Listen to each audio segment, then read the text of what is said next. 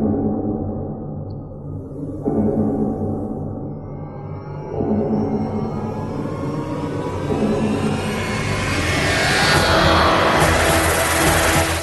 Who fans, welcome to the Big Blue Box Podcast. My name is Gary. My name is Adam. And welcome to the episode 163. Have you ever thought what it's like to be wanderers in the fourth dimension? Nobody in the universe can do what we're doing. I've reversed the polarity of the neutron flow, so the TARDIS should be free of the force field now. There's no point in being grown up if you can't be childish sometimes. The trouble with time travel is, one never seems to find the time. Change, my dear. And it seems not a moment too soon. Unlimited rice pudding, etc., etc. I am the Doctor! Great men are forged in fire. It is the privilege of lesser men to light the flame. I'm the Doctor. This is Rose Tyler. She's my +1. Is that all right? That would be me. Hello. Surprise. Boom. Etc. I'm the Doctor. Do everything I tell you. Don't ask stupid questions. And don't wander off. I've got new kidneys. I don't like the colour. Howdy do, Who fans. Hope you've all had a cracking week.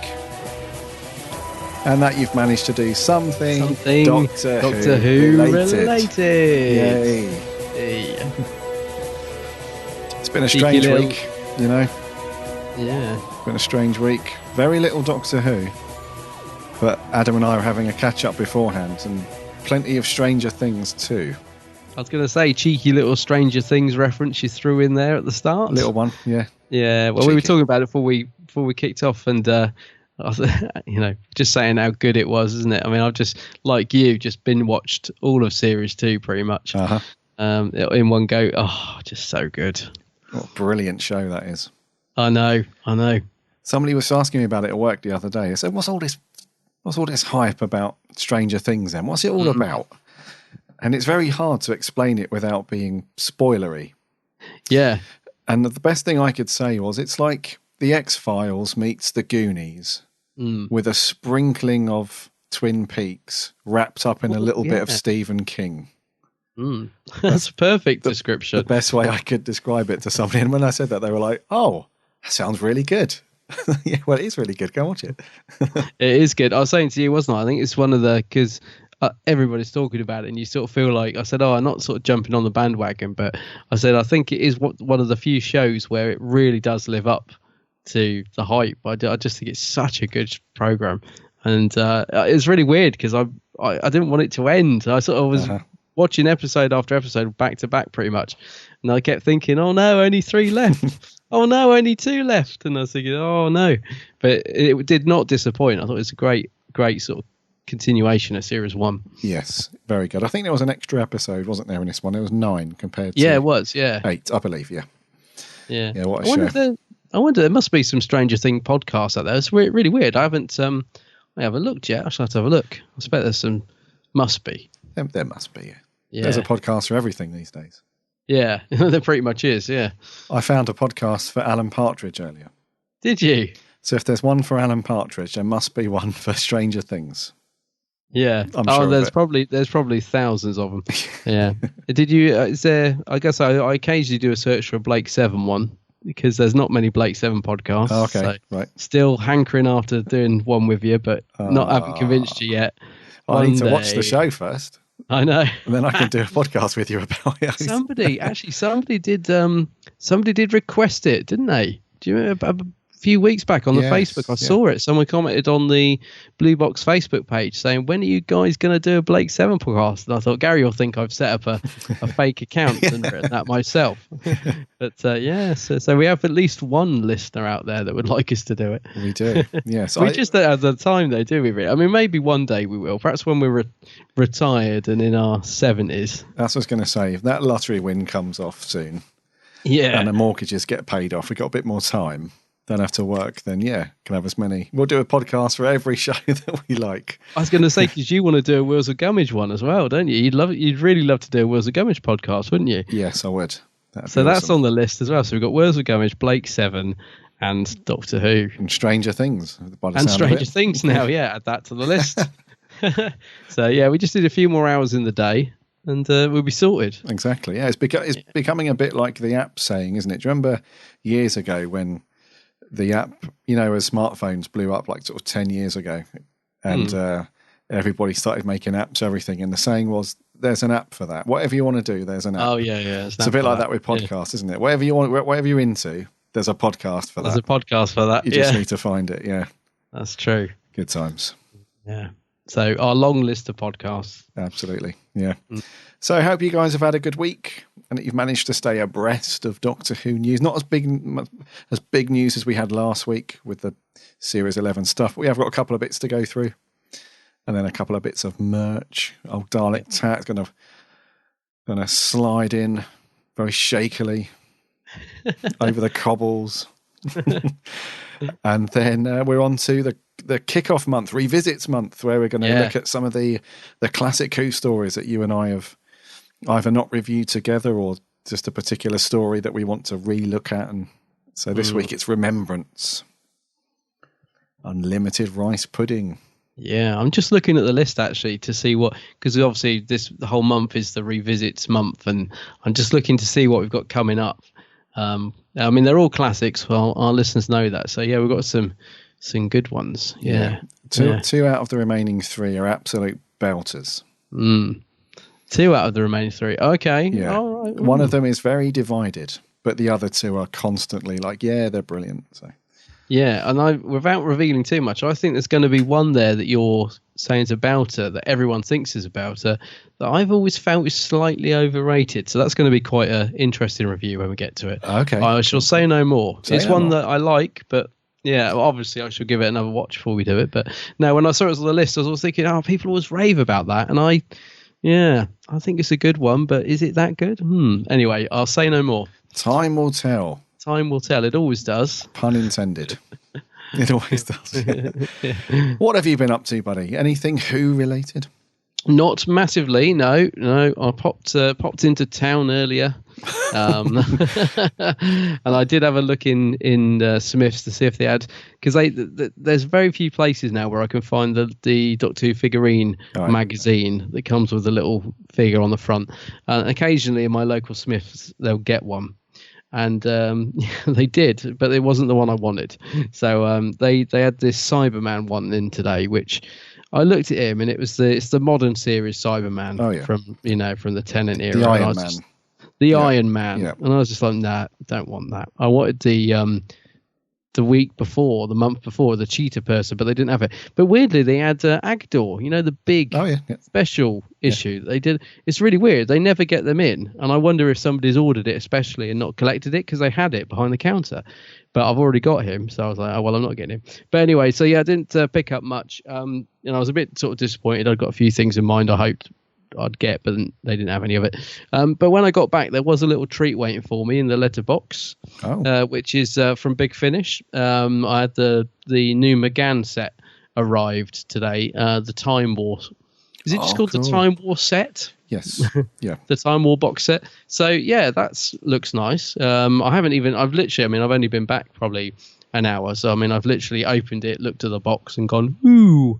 So I haven't listened to any of it or even opened it properly yet, but that looks quite nice. Awesome. Yeah. Yeah, it's weird. I don't know, though. I haven't got a massive buzz for it. I don't know why. I did when I ordered it, obviously, because I ordered it. I was thinking, this is, I love a bit of McGann and, Time War. Yes, great stuff. And I don't know, that seems to have fizzled off recently, and I can't put my finger on why. It just sort of almost feels a little bit old hat now. Does that make sense? Maybe it's because we got a new Doctor come in and a new... I don't know, but just seeing the Time War, I just sort of felt like it was a bit old news, really, like it had been done a bit, because I sort of associate it more with the War Doctor as well. And but anyway, I don't know. I am looking forward to listen to it, because I really like McGann, and I'm sure it'll be a good listen just because of him, really. But yeah, I don't know. I didn't get that sort of massive excitement that I was sort of expecting, if you know what I mean. Oh, okay. Yeah. But it looks nice anyway. Did you order it or not? I didn't. No. No. You're going to wait and see what it's like. Yeah. I think it's going to be an interesting one, because it's from McGann's point of view. But yeah, I just like you. It's just not one that I got super excited about when it was announced and in the run up. It's not like the 10th Doctor Adventures or the new or the recent Classic Doctor's New Month, that kind of thing. It's got a different flavour to it. And this one just felt like you said, it had been done a lot over the last few years, the Time Wars thing. So, maybe I'll pick it up at some point. That reminds me, that 10th Doctor thing's out next month, isn't it? Next month, yeah. Yeah, I must admit, I am looking forward to that because it's Tennant Rose and. No, hold on. We're in November now, aren't we? So it is this month. Oh, it's this month. Oh, yeah, we're already in November. Crikey. Yeah, that's good then. So that should be coming through soon because we both pre-ordered that, didn't we? So yeah, another couple of weeks, but yeah. Yeah, I must admit, you're probably the same. I've got quite a backlog of Big Finish at the minute. Like they keep turning up. Mm-hmm. Because no offense, but they are producing too much. I can't actually keep on top of it all. Because again, coming back to not enough hours in the day. And I only do one ironing session a week, and that's when I listen to it. But I don't know. I've got a bit of catching up to do, I think. Yes. The Big Finish stuff. No, I know where you're coming from with that one. Yeah. I've got a backlog of about 2 or 3 Big Finish stories to listen through. Just haven't got round to it. I'll tell you what, this might sound a bit geeky, but one thing I'm looking forward to is when we got this building work done, which should be finished next couple of weeks, because all my stuff's packed away at the minute, and I'm looking forward to dusting the shelf and putting all the nice box sets in a row, because I've in my head, I thought, right, this is a good opportunity to rearrange that cluttered up old shelf upstairs of all my stuff. You've seen it, piled up with things, isn't it? So because it's all packed away and I'm kind of starting afresh, I've kind of made a little mental plan in my head of it being a nice new streamlined, so I'm going to have all my Big Finish box sets on the back, my Robert Harrop to the front, my history collection books all on the other shelf in a big row. I've got it all planned. My other half doesn't know that yet, but doesn't know that I'm about to take over the house again, just as it was before. But plans are afoot, and I keep thinking all my Big Finish, and just know I'm going to have them all lined up. All those, like this set, for example, they do them, don't they? Every now and again, like the 4 or 5 disc box sets. We're going to have all them nicely lined up when the building work's done. So that sounds cool. Looking forward to doing that. I just keep looking at my shelf. I mean, it is absolutely thick in building dust at the minute. There's nothing on it. It's just caked in dust, waiting to be rejuvenated when it's all done. So won't be long. There's some kind of geek pleasure in redoing shelves with stuff. Though. It's a lethargic kind of relaxing, nice geek moment. It is.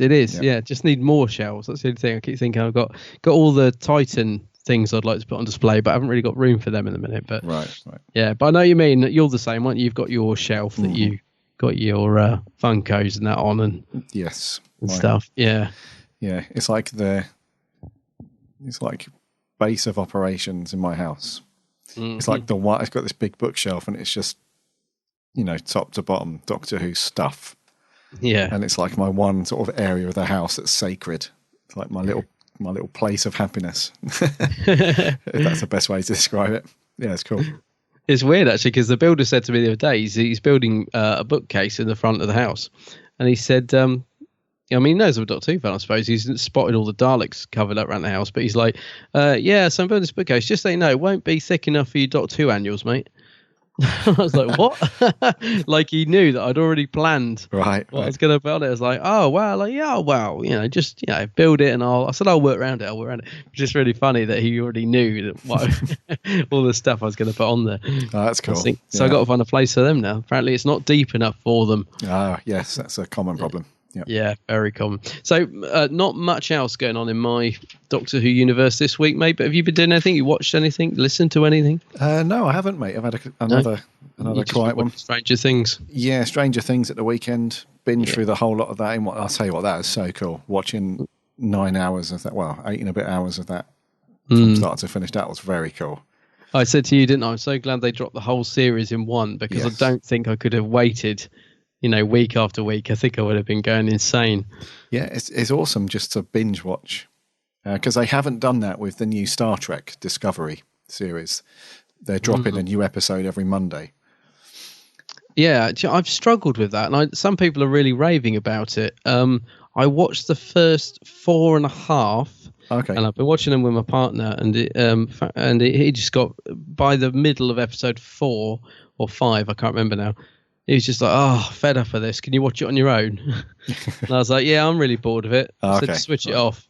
But then I went into work next day, and one of the guys I work with was like, "Oh, it was a really great episode of Star Trek Discovery this week. Did you watch it when the Enterprise is doing all this?" I was like, "Oh, I must have turned off just before that happened because we were really bored." I don't know, but a lot of people like it, and a lot of people have said it's really dull. But a friend of mine that's a massive Trekkie has given it the thumbs down, so that tells me something, because he's like we are about Doctor Who. Do you know what I mean? You go in his house and he's got all the little Enterprise models in his shelf, and that, you know. But yeah, he's given it a thumbs down. So I'm thinking it's not just me then, but yeah, it's just not grabbing me. I really like it because I'm not a Trekkie at all. Yeah, I can't. I'm surprised you're watching it. Yeah, I can't. Well, I just thought I'd jump in and just give it a go, but I'm quite liking it, and it did have a bit of a lull in the mid-season. I think we're having a bit of a downer, but the last episode was really good. It was really timey-wimey. Well, let me tell you why I don't like it, and you might be able to tell me if I should keep watching. And it's because I like standalone stories. So I'm fed up of the blimming Klingons. I'm just like, they're like the Daleks in Doctor Who. They've been done to death. Right. Just do something different. So I thought the first 2 episodes would be the Klingons, then I thought they'd move on to individual stories, but they didn't. It's just Klingon, every week it's the Klingons. I was like, I'm bored of the blooming Klingons. So that's why I've kind of got bored of it. But do they move on? I just want to see them go down to a planet and something different happen. And okay. Well, or is it still the Klingons? Well, you'll be pleased to know that the last episode, this week's one, it doesn't have any Klingons in it. Okay. Well, I might persevere with it then on my own, because as I said, my other half's given up. But I might persevere on my own, because I was kind of liking it. But it's just every time the Klingons come on doing their silly voices, I was just like, yeah, I was just like, what are they on about? Yeah. I haven't got a lot of patience when it comes to those things. But yeah, no, I'll probably carry on with it at some point. It's not bad. And I do love the intro. You know, it gives you the option to skip the intro. I never do. It's a bit like Stranger Things. I never skip it because I really love the intro to both, actually. Mm-hmm. Very cool. It's really cool. Yeah. Wait, where were we? Oh, Doctor Who. Yeah. Oh, Doctor Who. Yeah. So I've just been watching that. I've done a few online investigatory stuff. Oh, so when you posted a picture of when you do your normal, we're watching this week with your DVD covers, and you normally put a little figure on there. Oh, yeah. So you put the little special weapons Dalek in the middle. That's right. Yeah, and I've wanted him for ages, so I had a bit of a scout on eBay to see if I can find one, and I found about 98% of them are the ones. It's the model that I don't want. Oh, because he's meant to look kind of dirty and rusty, and he's meant to have a roughed up look to him, the special weapons. But all of the figures that I found, that he looks too clean.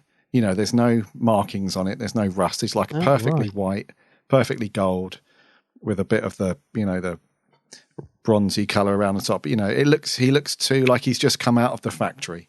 I know what you mean. I'm looking for the more lived in, roughed up look, if you know what I mean.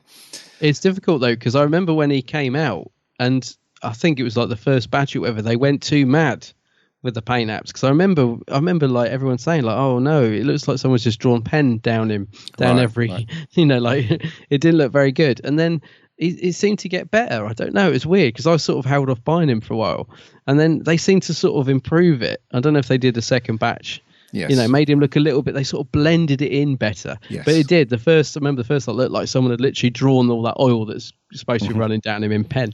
And also, he was very hard to get for a while. Like, people were selling him for silly money on eBay because he was really hard to find. And then, again, I don't know if they did another batch, or so, he suddenly became a lot easier to find. So, yeah, hopefully you'll get him for a good price now. But he's a good figure, and he's got a secret...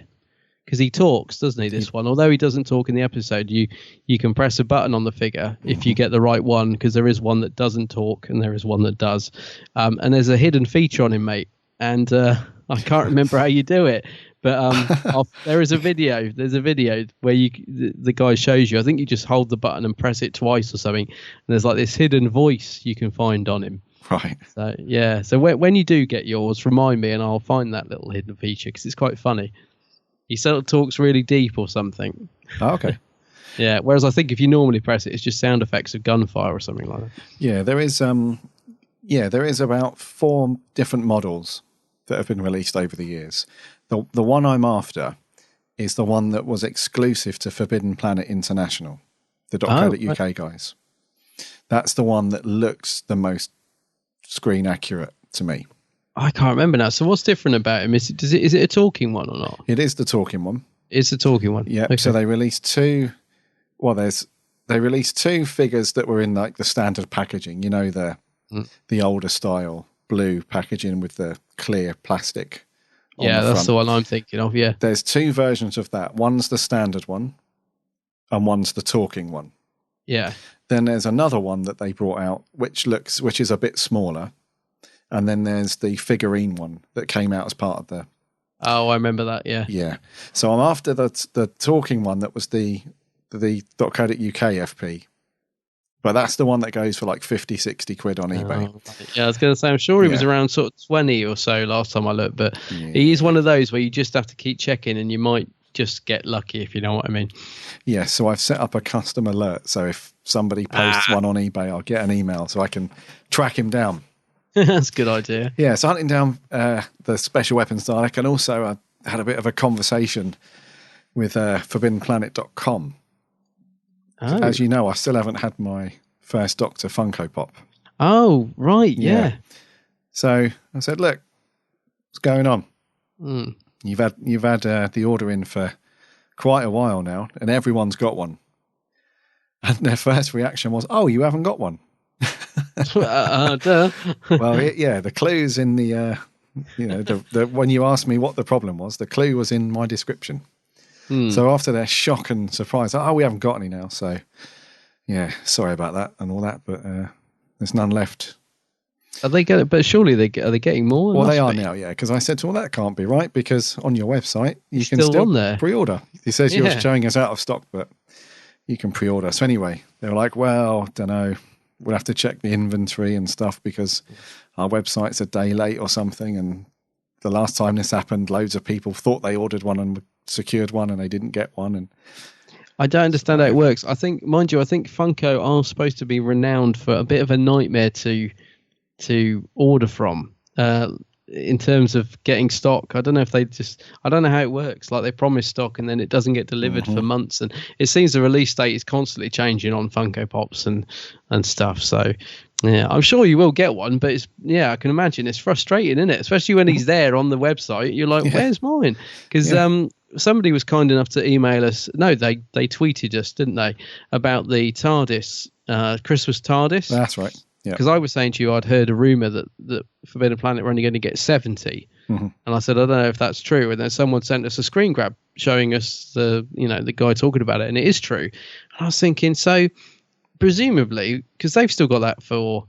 sale, I thought you can still order that Christmas TARDIS, and I thought, okay, 70 doesn't sound a lot. Now I'm just hoping that that their website works that.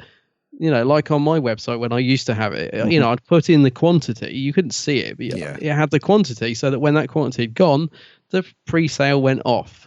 Do you know what I mean? Because otherwise they're just taking pre-orders for stuff they can't secure. But that, so hopefully it's not the same with your first Doctor. No, I hope not. What they did say, so after a bit of, after hearing them say, I don't know, for about 10 minutes. So I said, well, why didn't I get one when I pre-ordered it? Because I pre-ordered it ages ago when it was first announced.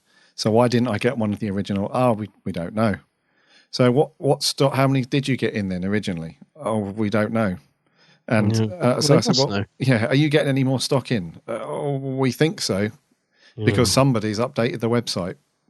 Or you've updated the website. It's your website. What, Okay, well, you should get one then. I said, well, where's that going to happen then? Oh, we don't know. Well, you got to tell me something. I can't, what's going on? They don't know a lot, do they? Yeah. So he's like, oh, hold on. Comes back. He's like, the 3rd of November, we think, the 3rd or the 4th. That's when it's been very approximated. I don't know how these things work. It's weird, though, because for a couple of days, he was up that you could add him to basket. So you're thinking, oh, well, they've got stock of him then, because you can actually buy him now. It's not saying pre-order, it's saying add to basket. And now it's gone back to pre-order the 9th of November. So you think, well, hang on, what about all the people that pre-ordered it? Why are people allowed to buy it if they haven't fulfilled the pre-orders? Do you know what I mean? But yeah, it's weird. I just don't know how that giant Forbidden Planet brain works. Yeah, at the just don't know. Same situation with the the Doctor Men. Figure. So I ordered the first Doctor one of that as well. I ordered that weeks ago, and I said, "So what's going on with this one then?" Because you said that was coming into stock, like now. Yeah, we don't know. So I just said, "Look, I'm going to go because you don't know anything." Clearly, it's like talking to a brick wall. Yeah, that's got a button on it that says, "I don't know." So when you find something out, just drop me an email. So I didn't hear anything. So I phoned up the next day. I said, "Look, what's going on with this one?" You told me you didn't know the other day. What's going on? I said, "Oh yeah, that's coming. That's probably the end of November, probably."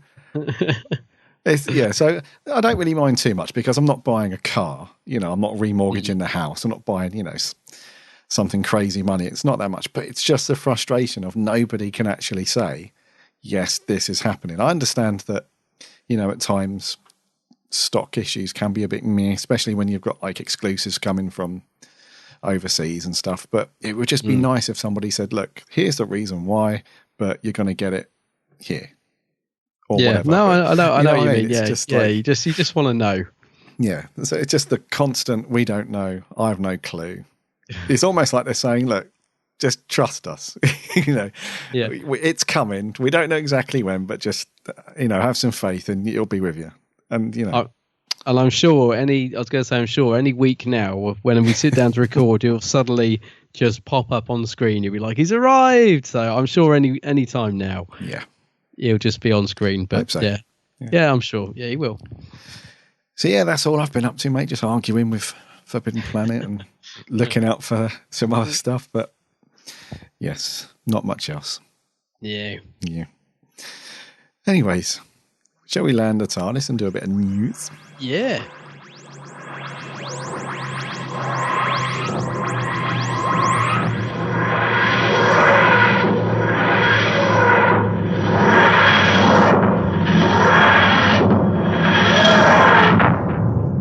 So a couple of weeks ago, we spoke about Sharda that's being Sharda.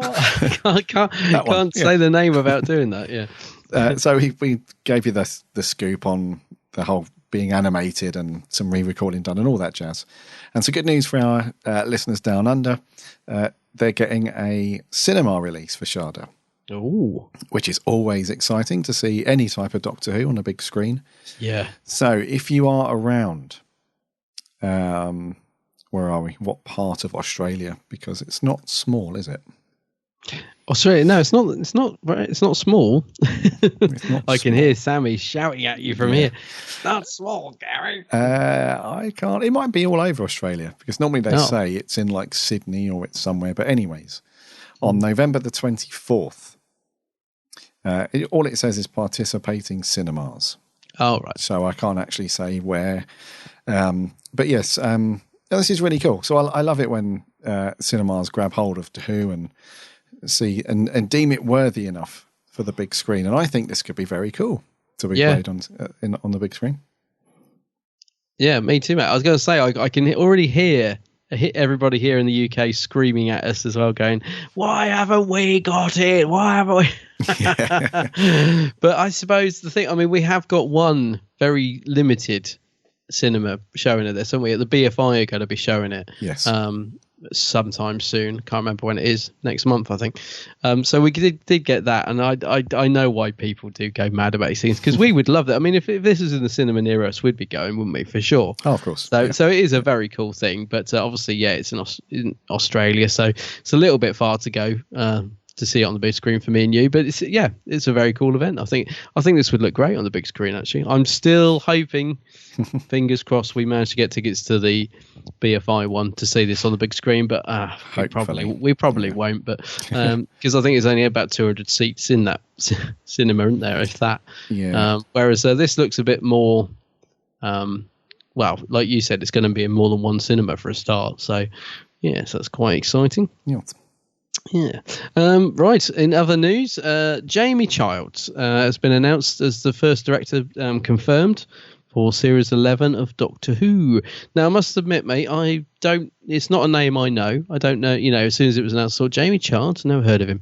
But apparently he's quite good, quite up and coming. He's done episodes of Vera and Stanley's Lucky Man. I don't know, I watched that on Sky. It was not a bad series. So that's good. So we're starting to get little bits of news trickling through about Series 11.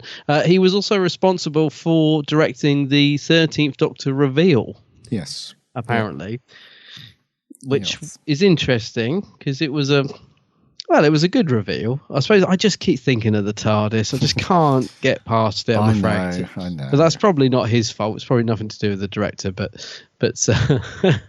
still thinking of the little meme that someone did where the TARDIS fell over like a little cardboard cutout. But so he's been announced as the first director announced for Series 11 of Doctor Who. We don't know what episode he's doing yet. So no doubt we'll get a few more bits through. Production work on Series 11 began last week, it says here.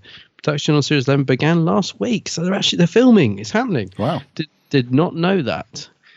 For transmission in autumn 2018, it says. So they've started then. Sorry, I've only just read that. I'm sorry to say it 20 times, but I'm a bit shocked. I did not realise production was started. Autumn 2018. I thought that we were getting Doctor Who a bit earlier than that. Next year.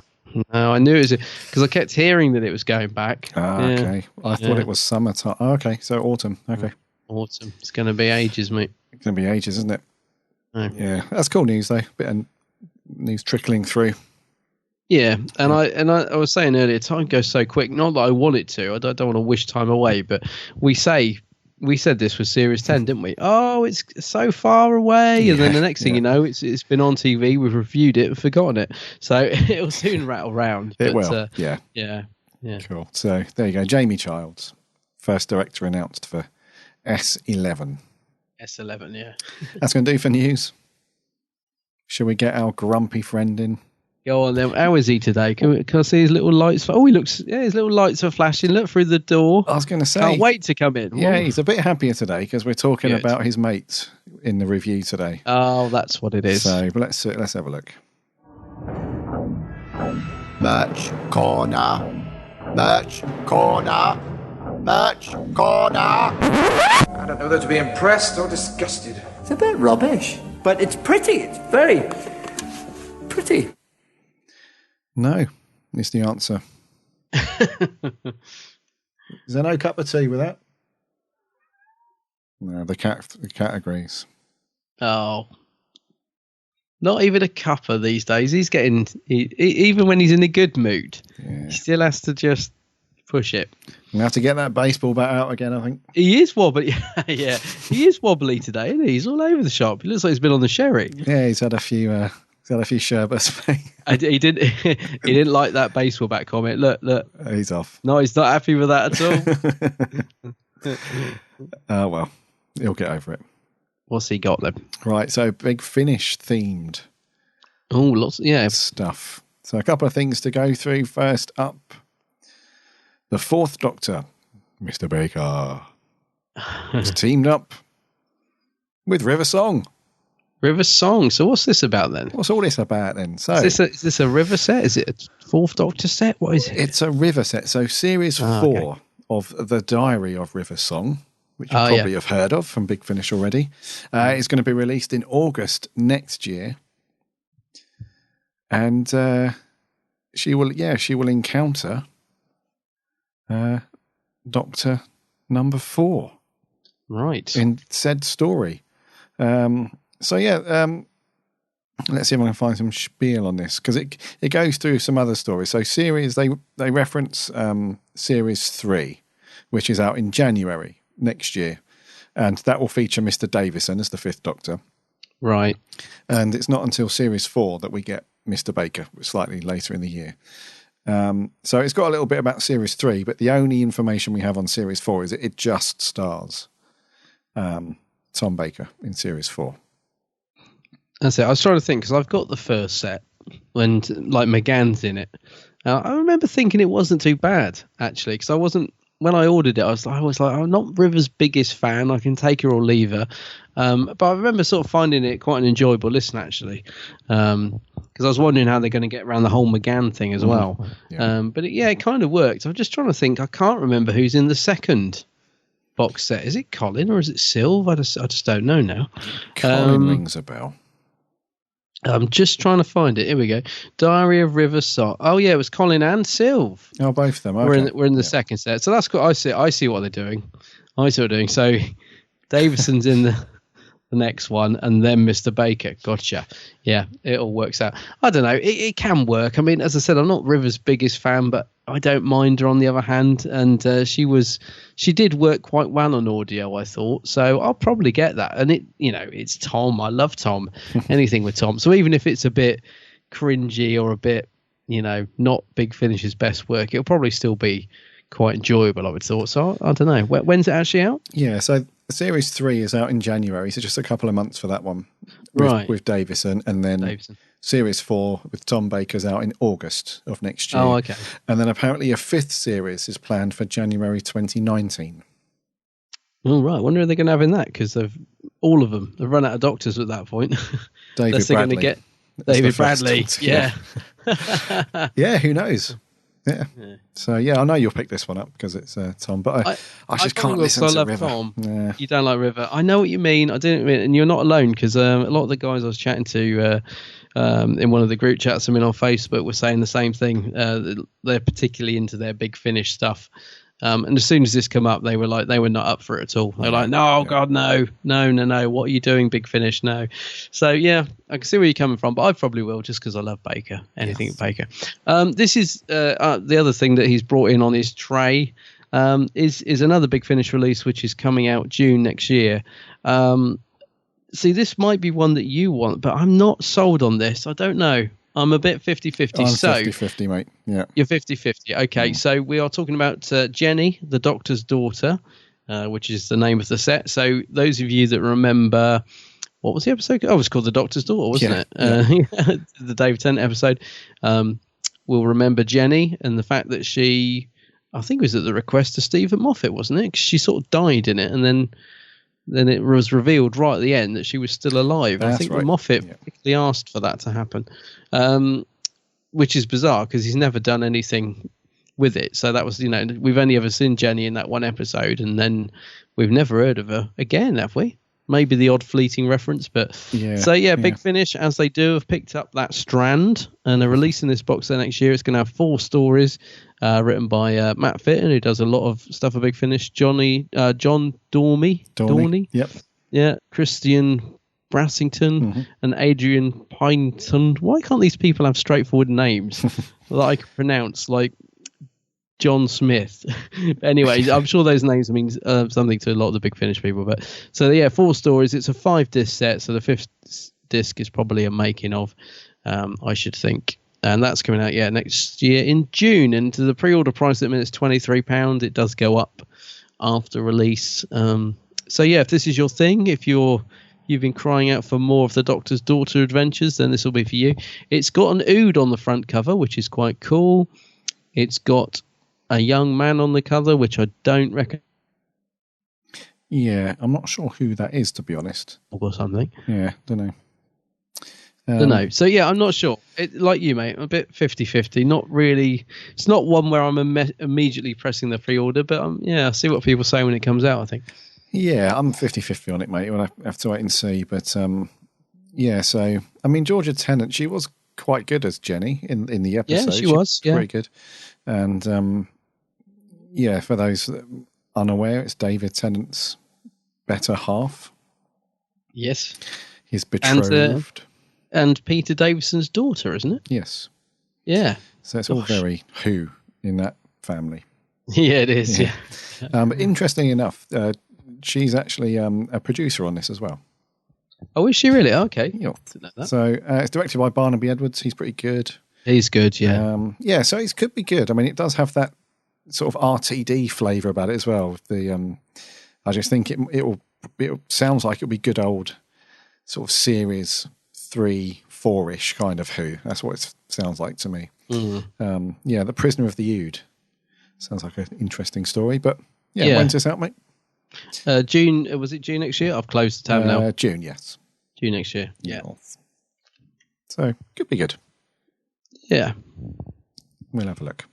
That's it on his tray this week. Isn't there anything else? No little Titans or anything. No. We'll see if he has something more next week. He's too miserable, isn't he?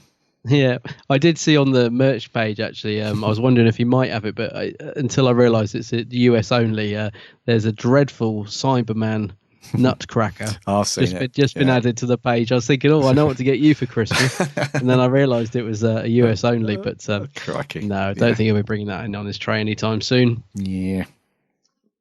Anyways, revisits month. Right. Let's do this. Yeah, let's do this. This has been a long time coming. It has. What story are we going to do first? Well, it has to be Remembrance of the Daleks. Doctor Who is back for the new season on One.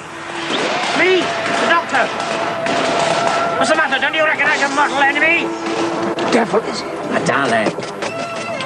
This is Earth, 1963. I was here before. I left something behind. Something very dangerous. You mean the Hand of Omega? Yes. Stay where you are! Doctor! Doctor Who returns with a new adventure next Wednesday at 7:35 on One. Sugar? A decision. Would it make any difference? Would make your tea sweet? Yes, but beyond the confines of my taste buds, would it make any difference? Not really. But... Yeah? What if I could control people's taste buds? What if I decided that no one would take sugar? That'd make a difference to those who sell the sugar and those that cut the cane. My father, he was a cane cutter. Exactly. Now, if no one had used sugar, your father wouldn't have been a cane cutter. If this sugar thing had never started, my great-grandfather wouldn't have been kidnapped, chained up, and sold in Kingston in the first place. I'd be an African. See? Every great decision creates ripples. Like a huge boulder dropped in a lake. The ripples merge, rebound off the banks in unforeseeable ways. The heavier the decision, the larger the waves, the more uncertain the consequences. Life's like that. Best thing is just to get on with it. What scene? Yeah. Oh, it's a brilliant scene. Do you know what? Playing that intro in as well before about Doctor Who back on our screens, man, that took me back because I remember that. I remember watching that as a kid, thinking, "Yeah, my God, that was really taking me back." That, I mean, literally, I can just almost taking me straight back to my parents' front room, just like thinking, "Oh my God, Doctor Who's back!" Wow, I haven't heard that for ages. Amazing. The Beeb went through their very cheesy announcing phase. Oh yeah, coming soon to BBC. It's Doctor Who. Saturday at 1, and they used to reference BBC One as just one, but they never do that anymore. It's always they have to say like BBC One or BBC Two. But they used to be really trendy with it, and they almost used to sound like local radio DJs. Yeah, I know what you mean. So funny, yeah. Try and appeal to younger viewers, I suppose. Oh, I just remember being so excited by that trailer. It's just that shot of the Doctor peering around the bricks going, "Oi, don't you recognise your mortal enemy?" and the Dalek turning. I was like, "Oh, wow. Can't wait for this." Yeah. Yes. The Hand of Omega. Remembrance of the Daleks. So, yes. It was brought to us back in 1988 in October. It's a 4-parter. Yeah. It was written by Ben Aronovich. Yeah. Directed by Andrew Morgan. JNT is uncredited. Apparently he did direct some of it. Oh, did he? And overseen by Andrew Cartmel.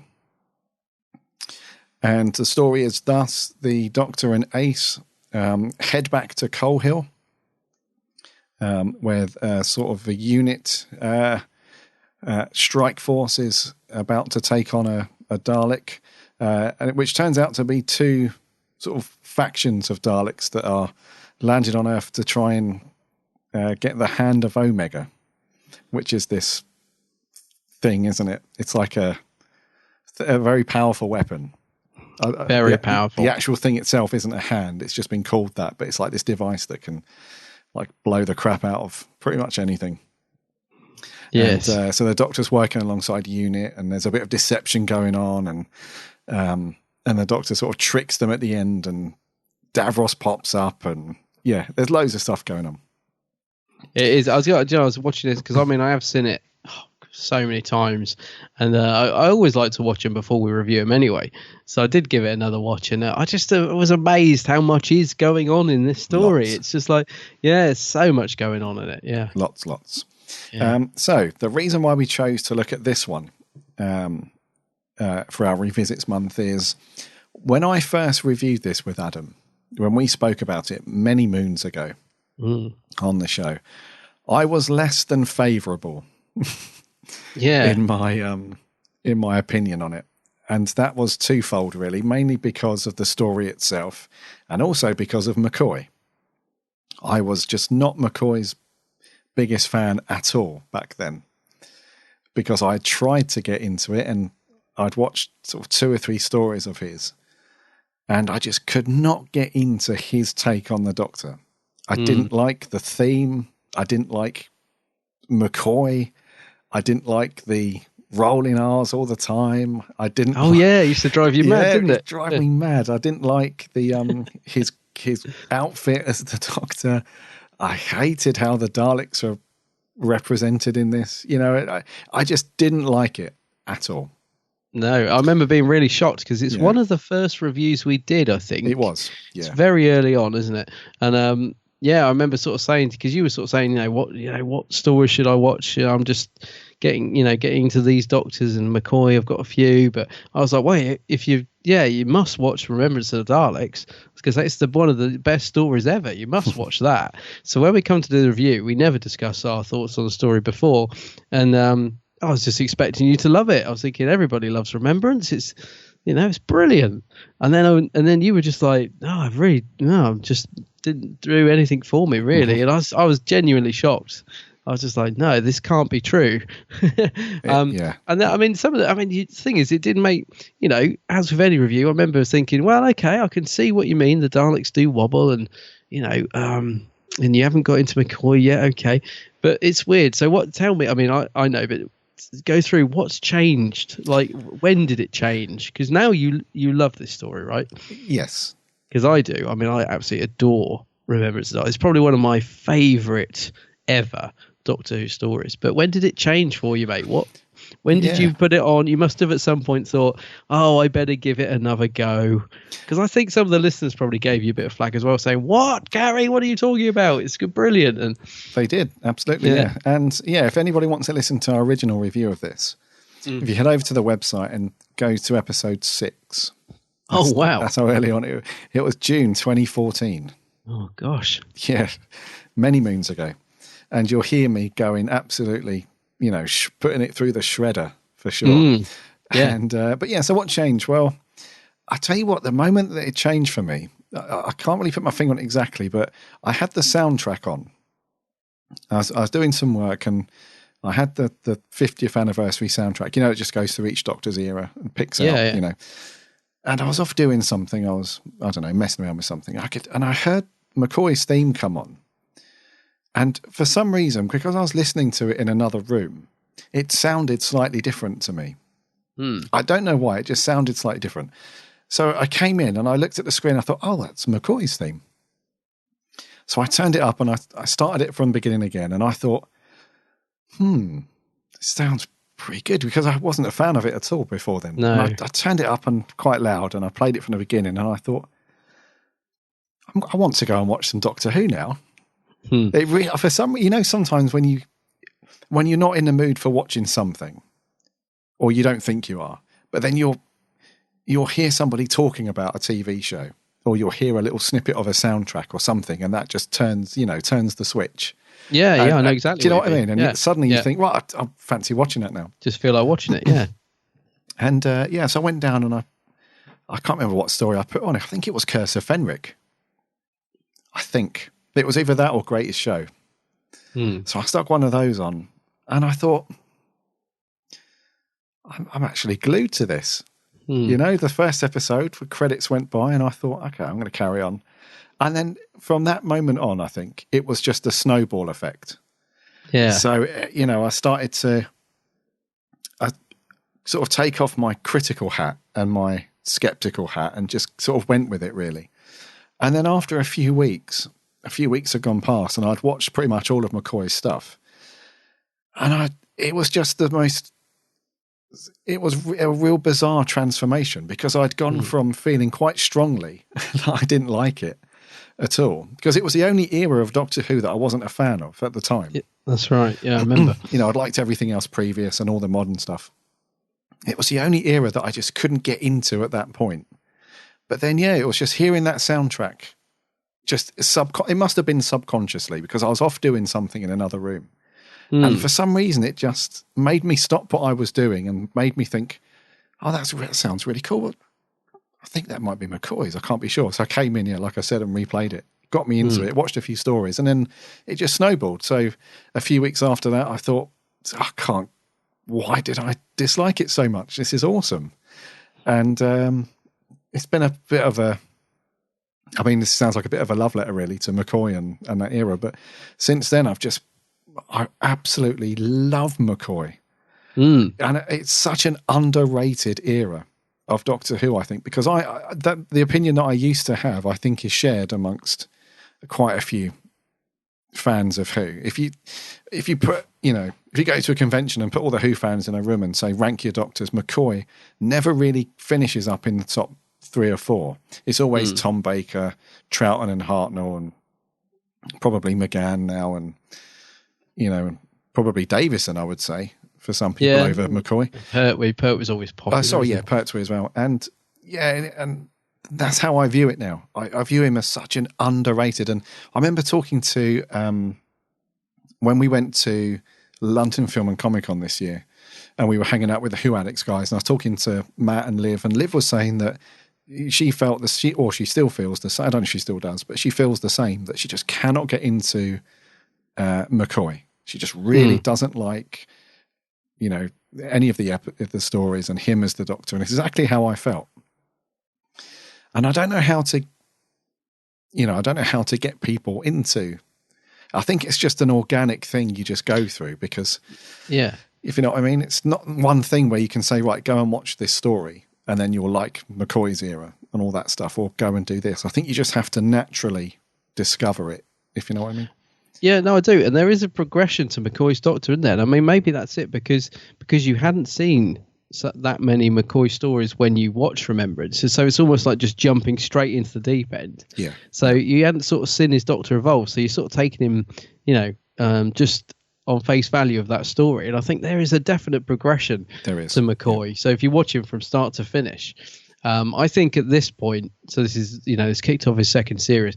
I think at this point, he's really started to get to grips with the character, where obviously in his first series, he's finding his way, as any Doctor has to, which is why it always amazes me that Chris Eccleston was so amazing in his just one series. But you know what I mean? They still have to find their little quirks and iron out, what's right for their Doctor and stuff. And, and I think one of the things I love about McCoy in terms of finding his Doctor is, if you watch the making of Remembrance, he talks about a scene where he was the one who was supposed to fire the rocket launcher at the Dalek, and he was like instantly, like, as soon as he saw the script, like, no, my Doctor doesn't do that. He doesn't use violence to solve problems. He uses, he's all psychological, and he wouldn't do that. Ace would do it.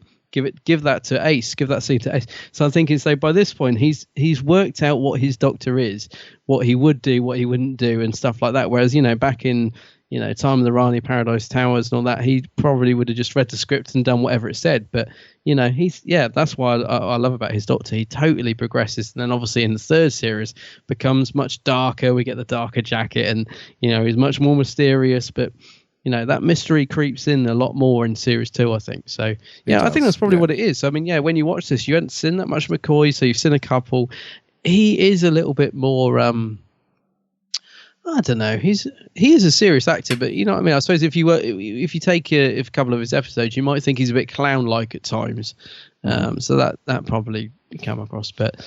Yeah, but no, I mean, I'm so pleased because I love the McCoy era, and I remember thinking at the time, oh no, I really want Gary to see what I see, and it's really weird because you do, and I mean, not everybody changes their mind like that. Some people, they just if they don't like a story, they can watch it 100 times. They still won't like that story. But thankfully, as you've watched his era, you've sort of seen, I think, what I like about the stories, and he's really grown on you. I mean, this story, I think, is, I think, the pinnacle for me. It's definitely his best. I mean, I like a lot of the McCoy era, but this story for me is an absolute classic in the Doctor Who world, if you like. Yeah, it's a brilliant story. The way it ties everything in, it's got lots of nice references to the first episode. So it's obviously this is the 25th anniversary series, so they throw those little nods in, but they're not done in a tacky way. I think it all works brilliantly. So yeah, it's good. I'm glad you came back to it. I mean, I know you've watched this story a lot of times since we first reviewed it, and I think I don't know when it was, but I seem to remember you tweeted me saying something along the lines of, I've just watched Remembrance again and I blimmin' loved it or something. And I was like, what? Yeah. I thought you hated it. And you're like, no, I've watched it and I loved it. And I'm like, oh, man. Yeah, that's good. It's weird because remember when we were chatting to our friend Cameron K. McEwen in Slough, and he doesn't like the McCoy era at all. And I remember thinking the same thing, because I think I was saying I loved it and you were like, yeah, I don't know, I'm a bit undecided on McCoy. And he was like, nah, well, don't blame you. And I was thinking, I always want him to rediscover McCoy. I always think, no, Cameron, you're wrong. McCoy era is great, And also a lot of fans out there love the McCoy era. And of course, when I was at school, none of my mates liked Doctor Who. It was washed up. And it took a long time, I think, for people to appreciate McCoy's era. I think, for a long time afterwards, even when the DVDs were coming out, fans were like, oh, that's when the show was dying a death, and look at the production values, and look how clown like McCoy is. He wasn't very good, and that there's definitely been a shift. I've noticed it. You know what I mean? As a fan that's been watching this when these were on the actual telly, to right the way through to now when they're on DVD and reach the whole new section of fandom. I've seen the change. I've seen a lot of people really shift over from thinking the McCoy era is a tacky, that's what killed the show off, to I love the McCoy era. Yes, the budget may have been shocking, but but it's the stories are great. I mean, the stories in his era are brilliant. I think not all of them, but a lot of them, and this one in particular, I think is a brilliant story. Indeed, mate. It's a great. I remember that moment as well when I messaged you and said Remembrance. Yeah, because I was really shocked and I was really pleased at the same time. I was like, yes. You're like, whoa. He likes it. He likes it. Yeah. It's interesting. It's a bit of a troubled time for Who as well, when this story was set, because like you say, a lot of people do view it as, it's, when the show was winding down and it was washed up. Last legs. Yeah. But I don't think that really detracts from the story or anything like that. I think it's, in some respects, I think it does really well, because it's almost like this, because I would say that at this point in time, that especially John Nathan Turner, he would have been having meetings with people at the BBC, and they would have said, the ratings are still not there, and it's not doing that great in X, Y, and Z. So I think he would have known that, not that necessarily that the show was going to be axed relatively soon at this point, but that the writing was on the wall, sort of thing. Yeah, I don't know. I'm not sure. It is a troubled time. I think he'd wanted to move on as well.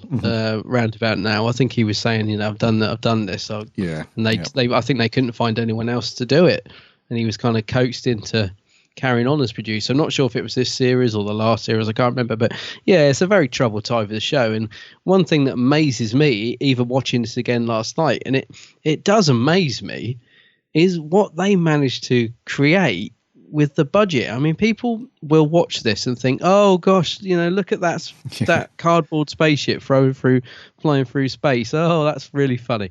But man, I'll tell you what, if you went back and looked at the budget this thing had, the explosions, the full size spaceship that they built to land in the school, just the whole production values are, believe me, incredible for what they were working with back then. Do you know what I mean? It's really easy to just sit there and laugh at it and say, well, that bit looks absolutely shocking. And, but believe me, I mean, I think it's incredible what they managed to get on screen in this. You've got Ace jumping through windows, smashing up Daleks with a bat, as I said, explosions left, right and centre, like the bit where the military guy gets blown over the sandbags by a Dalek and stuff. It's proper. Basically, what I'm trying to say is that you can tell that when they made this, there is so much love and effort gone into this production on a very small budget. And, it really shows, I think, just all the way through. I mean, the cast are 100% into what they're doing. The supporting cast are brilliant, I think, in this. You can just tell that they're having a ball making it. Mm-hmm. And it just, I just think it all comes across on screen. So even though it may look a little dated at times on screen, I think it still stands up as a brilliant piece of television. In fact, some of the tackiness, I think it makes it even more charming, if you know what I mean. Yeah. In terms of the effects, I think it's quite, I just think it all works for me, Yeah. And I think that's one of the things that I had picked up on very negatively when we first reviewed it. I said, especially the Daleks when they're out on those cobbled streets in London, they're wobbling and shaking all over the place. And one of them, the head nearly falls off. One of them. Because normally what would happen is, and they used to do this way back, even like the Pertwee and the Troughton eras, when they went to a location and they had Daleks there, sort of off camera, they would put tracks on the floor so that the Daleks obviously didn't have to go over rough terrain and be shaken everywhere. But because the way this was directed, you see the Daleks in full view. So you see them on the roads themselves, trundling along. So they couldn't obviously do that. You couldn't have tracks on the floor. So they have to, then there's no, because the budget wasn't great on Doctor Who ever in the classic years, they couldn't make these they couldn't put suspension in the Daleks. They couldn't do this fancy, buffering system on the wheels or anything. But having said that, when I watch it now, I think, well, think about it this way. If there was if Daleks were real, then they probably would be shaking around everywhere, because it's no different than driving a car or a bicycle down a very heavily cobbled street. It doesn't matter what you're moving in. It is going to shake and wobble around. But for me, I was just, when I first reviewed it with you, I was just in sort of target mode. I was just after anything that would, that I could latch onto that was negative, because I didn't like it. So I thought, that's rubbish and that's awful and that looks terrible. Yeah. But like you say, it does have that charm about it now. And that's one of the things that's brilliant about Classic Who, is that charm, is that kind of appreciation for its cheapness, if that makes sense. It's like, I don't know, it just holds that, even though fans of the show know the reason why the sets are wobbly and the Daleks are shaky and all that stuff, people that aren't a fan of it will look at it and think, oh my God. Yeah. That's crikey, that they're in negative bloody budget, let alone have any money to do anything. Yeah. I was going to say, but on the sort of plus side of that, so you look at the sort of the grey Daleks, they are wobbly, and then but on the plus side, you get the Imperial white and gold ones that they are really, I think they look fantastic on screen, when they're gliding around the school and floating up the steps. I mean, that cliffhanger to episode 1 is superb. And even he's a little bit shaky, because apparently it was a load of guys lifted him via scaffolding or something under the steps, apparently, so even he's a bit shaky, but I think they look great. And then coming back to our friend that we were talking about earlier, the special weapons Dalek, I think he looks awesome when he's blowing the doors off and didn't they what was the thing, that famous story about the explosion was so big that when they were filming on location, they had the fire engines turned up because they thought there'd been a terrorist attack or something. That's right. They? So they were really going for it, if you know what I mean, in terms of what they had. But I always think for every sort of bit that doesn't look that good on screen, there's a bit that makes up for it, I always think. Like the effect of the guy getting shot by the Dalek, and you get the skeleton effect. I still think that looks pretty decent. I mean, that's quite hard to do for 1988 or whenever this was made. Was it 88? 88, yeah. You know, these things they're sort of taken for granted now because we can do it so easily. But you know, we're talking sort of 30 odd years ago. Yeah. Well, I think that's down to the director Andrew Morgan was well up for it because he basically said, look, because he did Time in the Rani, and he said, look, that was all good, but it's got to be so much better than that. You know, we're years on now. You know, we have got better production values, and you know, this has got to be a lot better. So he absolutely went to town on that was one of his kind of sort of mandates for being a director. He was like, look, the effects have got to sell it. You know, so if we're going to have explosions, then I want bloody massive explosions. You know, and they are, and they're huge. Yeah, so I think McCoy said in the special, or somebody in an interview said that some of the explosions set off all the car alarms in the surrounding streets, and people were like, what's going on? And smoke that was pouring out of Daleks, and people saw the smoke over the wall, and they're like, oh my God, everything's on fire. But it's funny because it says here, and I've never heard this before, but apparently Andrew Morgan was so invested in, like you said, making this a great production with the budget. He wanted to put as much money into it as possible, and apparently it went over budget by £13,000. And as a result, he was barred from directing Doctor Who again, which I've never heard that before, but that's what it says on the wiki page, so it must be true. But yeah, apparently that's, so you know, 13,000 probably doesn't sound a lot now, but back then it was it's enough to get him sort of struck off directing Doctor Who again, which is a shame because I think it's brilliantly directed. I think he does a great job. It is actually, yeah. And you bang on there, mate. £13,000 in today's money, that doesn't sound like. I mean, obviously it's a lot of money, but for a TV program, doesn't sound a lot. But I tell you what, man, back in the 80s, especially on Doctor Who, that had hardly any money. You know, they had their budget allocated to them for the series, and that was your lot.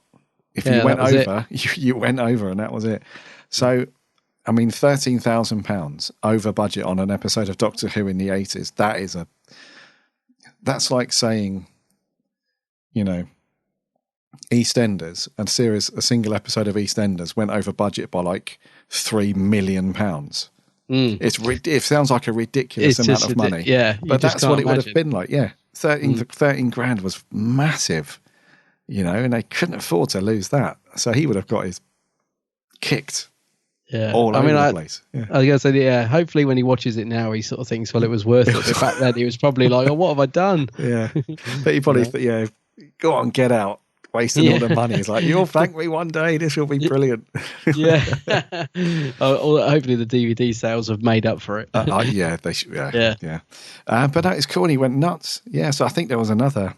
I read that the the junkyard. You know, the gates to the junkyard. Oh yeah. Totter's Lane. Yeah. Yeah. There was actually an ITV storage facility behind it. Oh no, that's in the lockup, isn't it? Oh, the lockup, different place. Yeah, I know what you mean. ITV Studios or whatever it was. Yeah, sort of. So not only did they, completely destroy the gate that was part of the effect, but they also blew out all of the windows. That's right. And everything in the surround. It was crazy.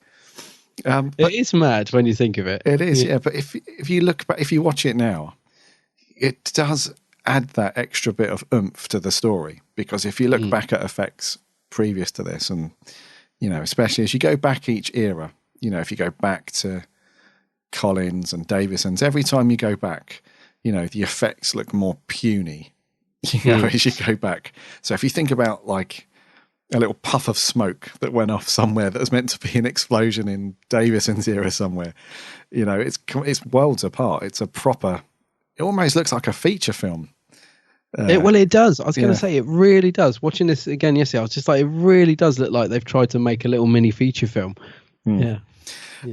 Okay, so let's talk about, we're not obviously going to go into everything again, because you can, if the actual story aspects of it, you can nip back onto episode 6 to hear us talk about story stuff. But let's talk about some of the things that maybe my opinion's changed on everything. Do you feel any differently about it, or or have you remained completely consistent? Like from back in the early days up until now, is it still you love it as much as you always have done? No, I must admit, I'd love to say there's been. I'm pretty consistent. I'll be honest with you, because I loved it when it went out. The only thing that's changed really is, if anything, I love it more, because at the time, I had no one to share that love with, and as I said, none of my friends watched Doctor Who, so I was sat there absolutely loving what was on screen. It was a really just thinking, because I'd liked McCoy's first series. The only time I've ever really found out of love with Doctor Who was in Colin Baker's era, because as a kid I just found it too dark and I didn't like the 45-minute format. I found it boring, and because I was very young when Colin was on screen, to be fair, so it didn't do anything for me. McCoy got me back into the show big time. I liked his first series. I did think it needed some improvement. It still wasn't great, but when this came on the screen, I thought it was amazing. I loved it as a kid, and so if anything, my love for it's just got more over the years, which I don't think I can say about many stories. Sometimes they don't stand up to memory. Sometimes I'll put something on, like Silver Nemesis, for example. I think I loved when it went out, but I watch it now and it really doesn't stand up to my memory of it, if you know what I mean. But no, with this, it's consistent. I put it on and I still think it looks great, and I still really love watching it. I never get bored of watching it at all. I literally, it's a bit of a rarity, I think. It's one of those stories that I consider to be an absolute favourite. From start to finish. So yeah, I guess I'm pretty consistent with it, mate, to be fair. Cool. Okay. Yeah, because I know that when you and I have spoken about most of McCoy's stuff, I've never heard you waver, really. You've always been fairly... It's one that, it's consistent's a good word. It's one that I've always loved, and never, it never disappoints when I put it on. Yeah. I must admit, when I watched it last night, in the same way that I must have watched this one probably 5 or 6 times in the past year to sort of 18 months, I would say.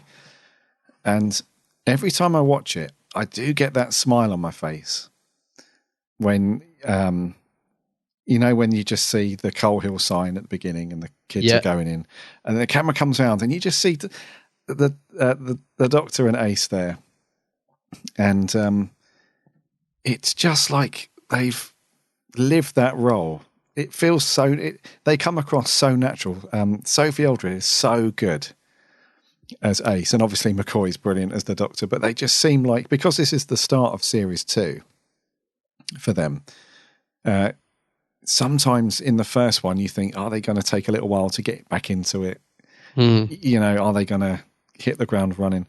It just brings a smile on my face when the camera comes round and we're standing in front of that weird black van with the big aerial on top. Yeah. And they're talking about, and you can see McCoy immediately processing stuff in his head, can't you? In the same way that he does in most of series 2 and 3, especially in his third series, as we get into, like he does it at the start of Survival. When Sophie and the Doctor, they're just... I know he knows, does he know stuff?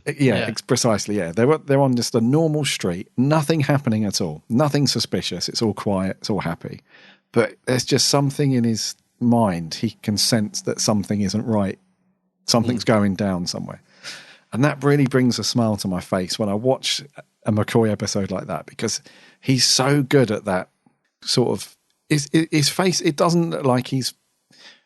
Like when some actors, when they try and do that naturally taking stuff in, sometimes they can come across like they're over-egging the pudding a little bit. It looks like someone's given them like this immense maths equation.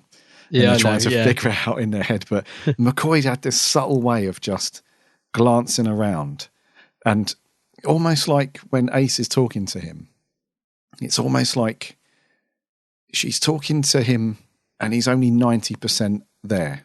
He can hear her words and he can answer her. What she's saying, but 10% of his mind is trying to figure out what's not quite right with the world. There's something not, and his face says all that without him actually saying to her, "Look, I'm trying to figure out what's going on. Just give me a minute."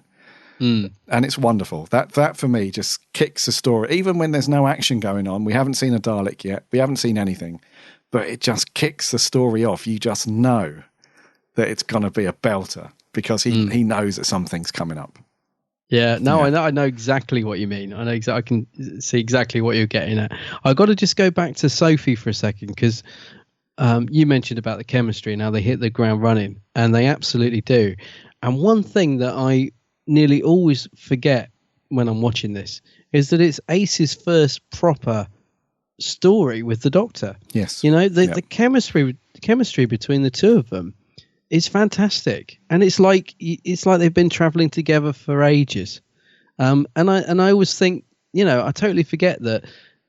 Yeah, she only joined the TARDIS at the end of the last series. I mean, she appeared in Dragonfire. She's not really with the Doctor for all that much of Dragonfire, from what I remember, although it's a long time since I watched it. But this is her first sort of proper trip in the TARDIS with McCoy, and it just feels, like you said, their relationship is so natural on screen, and they just bounce off each other so brilliantly. And gosh, I've got to hand it to Sophie Aldred, because when you watch this, and the stuff she is given to do in her first proper story, I mean, they really throw everything at her. Like, she has to jump through that window, smash through the window. She has to beat up a Dalek with a baseball bat. She's on the ground cowering because she's about to be shot. She's got to do the love interest with whatever is called. She's dealing with racism in the, in the guest house. I mean, it's a great first story for Sophie, and they give her loads to do, and she does it all brilliantly. And like I said, and it all comes back to the brilliant relationship she has with McCoy, because there's that scene towards the end, episode 3 or 4, whatever it is, where they sit on the steps, and it's one of those nice quiet moments, because we get a few lovely quiet moments in the story, don't we? Like the cafe scene which you played in, that's a lovely moment. And then there's this scene with the Doctor and Ace sat on the stairs, and she's like, will you just sit down and tell me what's going on? Because you seem to know what's going to happen, and you're keeping me in the dark, and I want to know. And he just sits there, and he's like, okay then, right. So there's these two dark, and he just explains it. But it's just seeing them together on screen. I think, Sophie and McCoy are electric from the get-go. And I just every time I watch it, I keep thinking, this is her first story. It doesn't, this is just amazing. Yeah, that's what I mean. It feels like she would need a bit of a warm-up period, not in terms of her acting skills, but to sort of find her character a little bit more. And she does a little bit. She, there is some progression there, but Ace is pretty consistent, I'd say, from the first, from Dragonfire right through to Survival. She is relatively consistent. She does have a bit of progression there in stories like Fenric and Survival, but for the most part, she's out the traps and no stopping her. I was going to say, it's so long since I've watched Dragonfire, we haven't reviewed it. It's one of the few McCoys we haven't done yet, so I can't really comment on that, because I honestly can't remember what she's like in Dragonfire. But all I can say is, as soon as she's on board the TARDIS, she owns it. Yeah, she's like you said, she's brilliant in the part. But and again, one of my absolute favourite companions, without doubt. I absolutely, mate. Especially when you consider that, like you say, this is her first proper story. Because I think in Dragonfire, she was. I think they just made her appear a bit more mouthy and a bit more. If memory serves me right, she's a little bit more stroppy teenager. But as I said, I haven't watched it for so long, so I can't really say. But that's how I remember her. Whereas this, she's a bit more kick-ass, if you know what I mean. Yeah. So I think they portrayed her a bit more immaturely in Dragonfire. She's a bit more stroppy, and she does feel very much like a typical teenager. Yeah. But with this one, it does feel like she's matured a lot in that space of time.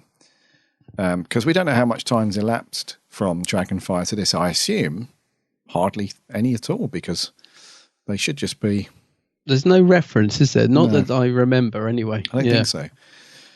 Yeah, so I completely agree, mate. Sophie is just brilliant as Ace, and it's one of those dream pairings, really. You have it sometimes with. It's a bit like Tennant and Tate. That kind of real energy, and it's like a combination of energy and just being completely natural and comfortable, and that really cool chemistry between them. It feels like that. They've just got this natural chemistry and it works on everything as well. It works on the quieter scenes when they're just sat down having a talk. It works on the scenes where they're fighting Daleks or whatever. It just works. And that's one of the things that completely passed me by when I first watched it. I just thought, oh God, this is annoying. The Doctor just doing my head in is just really annoying. So because of all that was sort of clouding my eyes, if you like, I hadn't seen past like my own annoyance with it and seen those lovely interactions and appreciated those scenes between the two of them. And McCoy has a like you said, that scene in a cafe as well.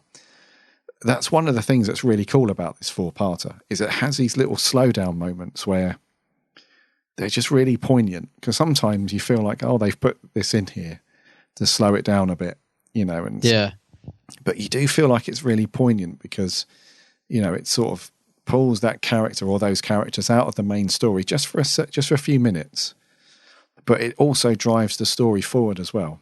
It's not just there for the sake of being there.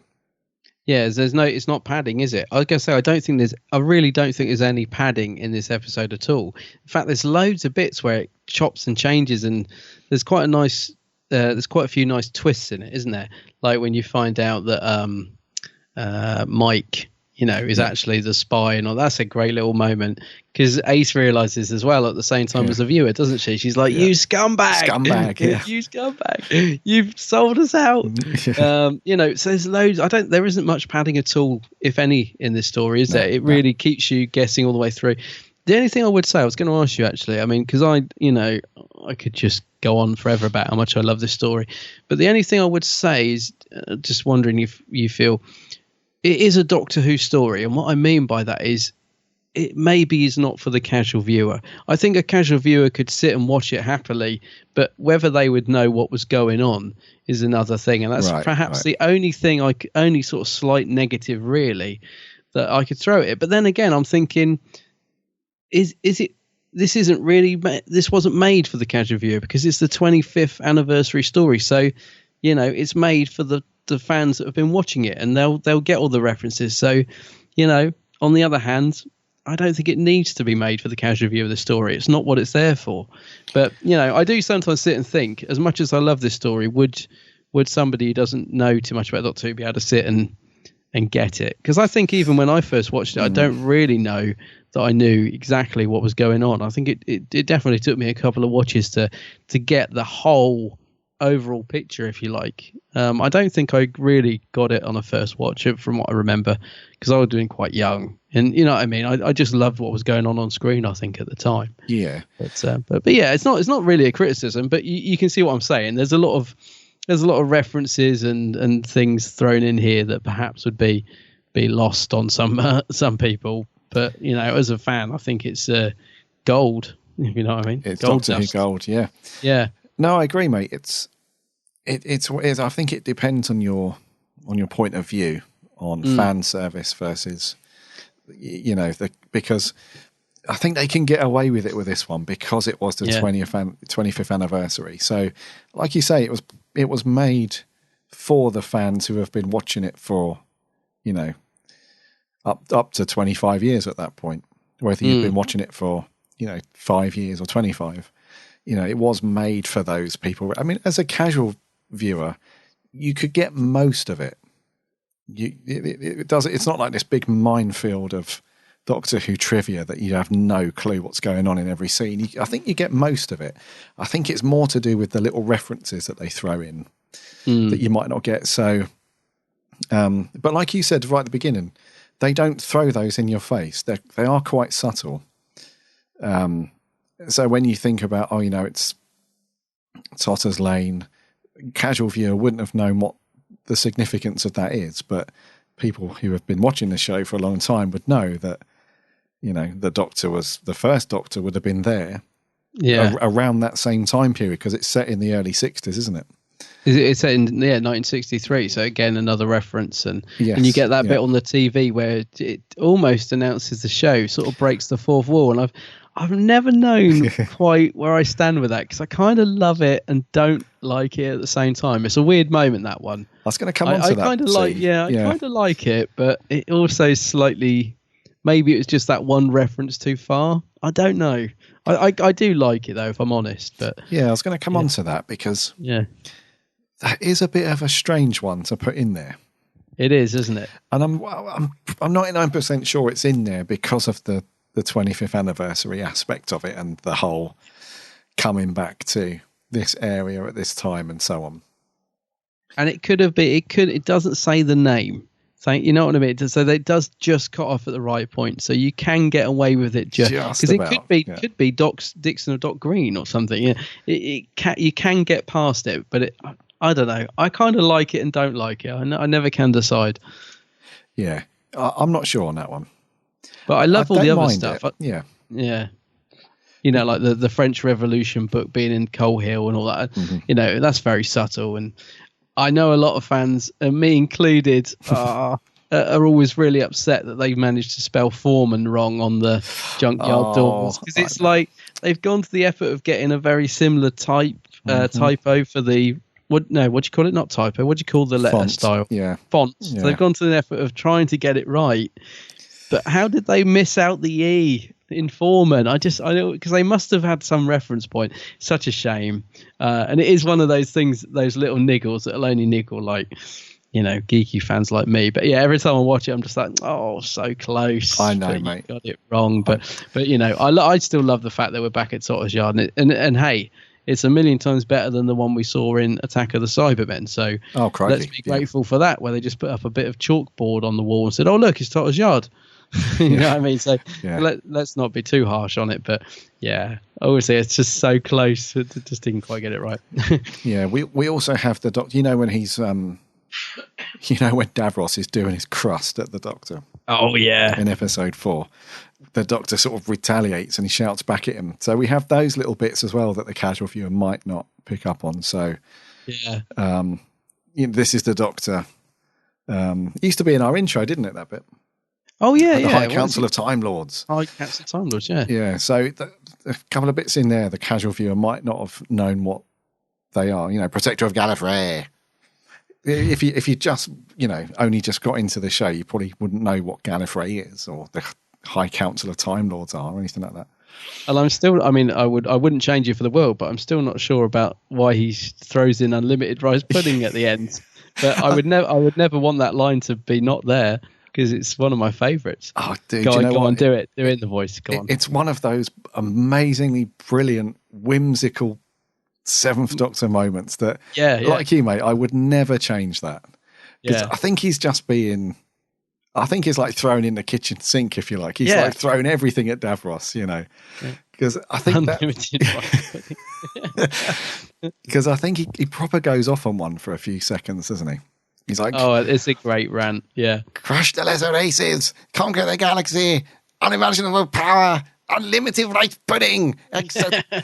He just goes off on one. So I think he's just going at it so much. He's just like, he's run out of, you know, proper things to say. So he's just going to throw in the rice pudding thing. It's a wonderful Seventh Doctor moment. You're right. It's such a great moment for him. Oh, it's fantastic. Yeah. And it's those, again, it's those little quirky things that I found annoying before.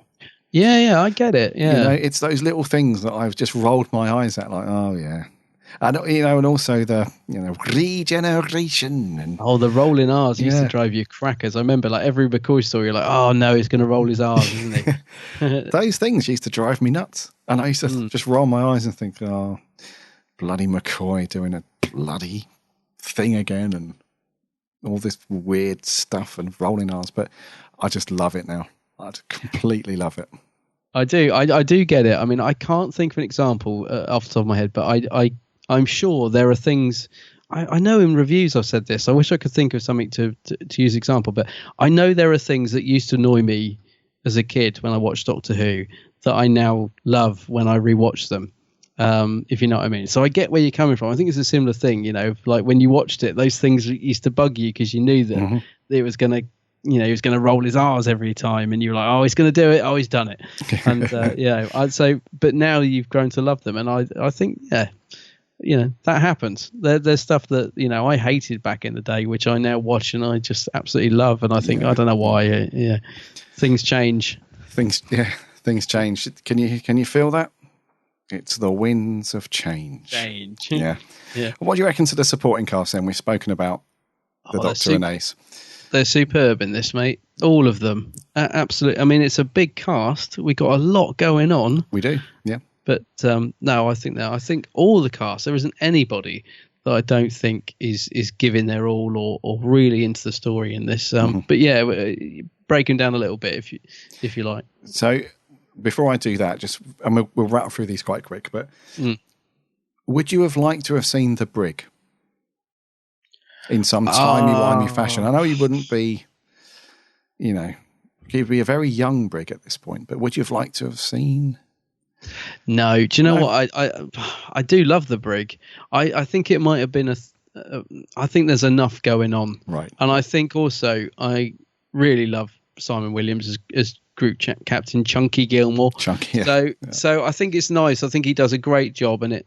I don't know if the brig had been in it, it would have been great. But I don't think I would have put him in it. Okay, I like Gilmore. I think he's really good in it, and I like his little gang as well. So, I wouldn't have put Brig in it. Okay. I mean, he pops up in Battlefield, doesn't he, next? So he does get to meet the Seventh Doctor. So yes. Yeah. Okay, I'll read you. No, I feel much the same. There is a part of me that thinks it would have been cool to... But then, I don't know, he would have been... In 1963, how old would the Brig would have...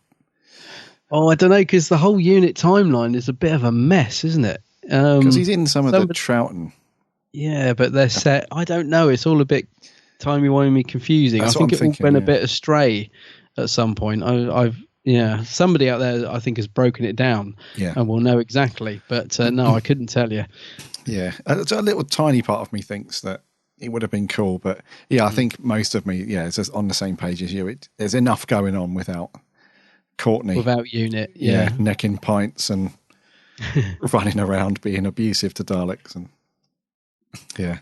Okay, so what did you think? Because we have two lots of side cast in this, really, don't we? We have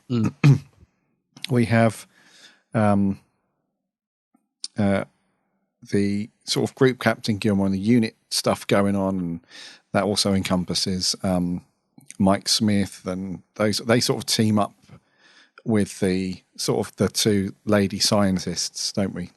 Yeah, I guess I particularly like Rachel Jensen, Pamela Salem, and I like Alison as well, but she gets a little bit overshadowed, I think. But yeah, they're nice. They're nice little team. I think the countermeasures a lot, if you like. That's right. Yeah. So they sort of that group of sidecast members, they kind of they do team up with Ace and the Doctor at for most of the story.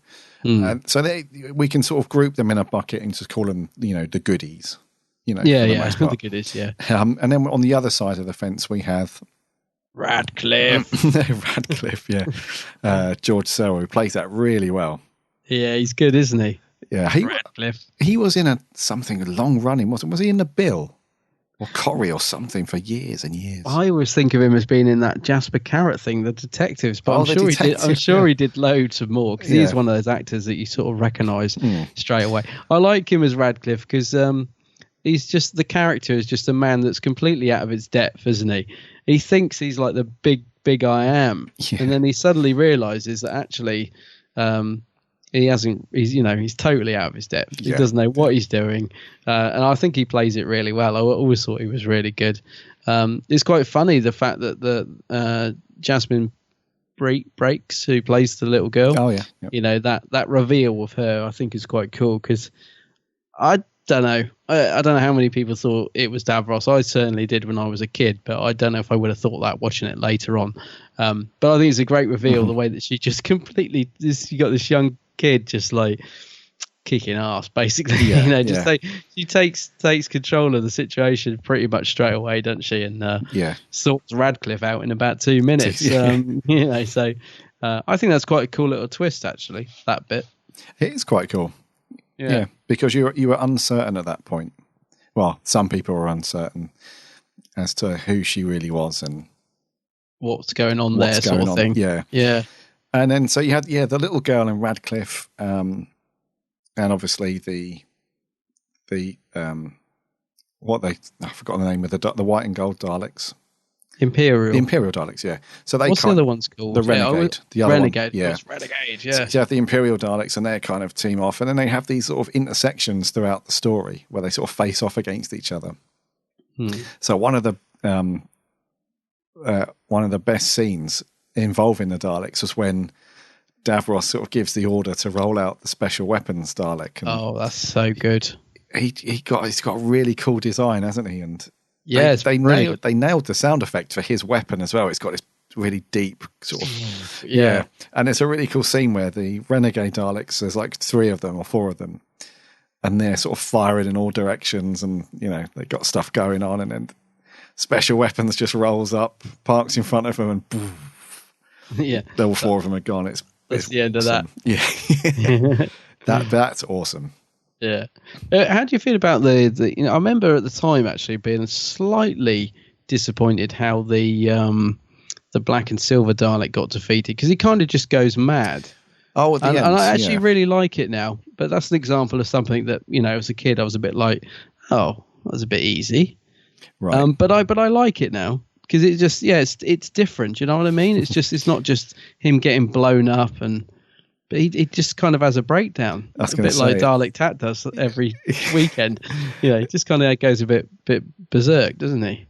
It's good and funny at the same time. Yeah, because he's like, because he does have a proper breakdown, doesn't he?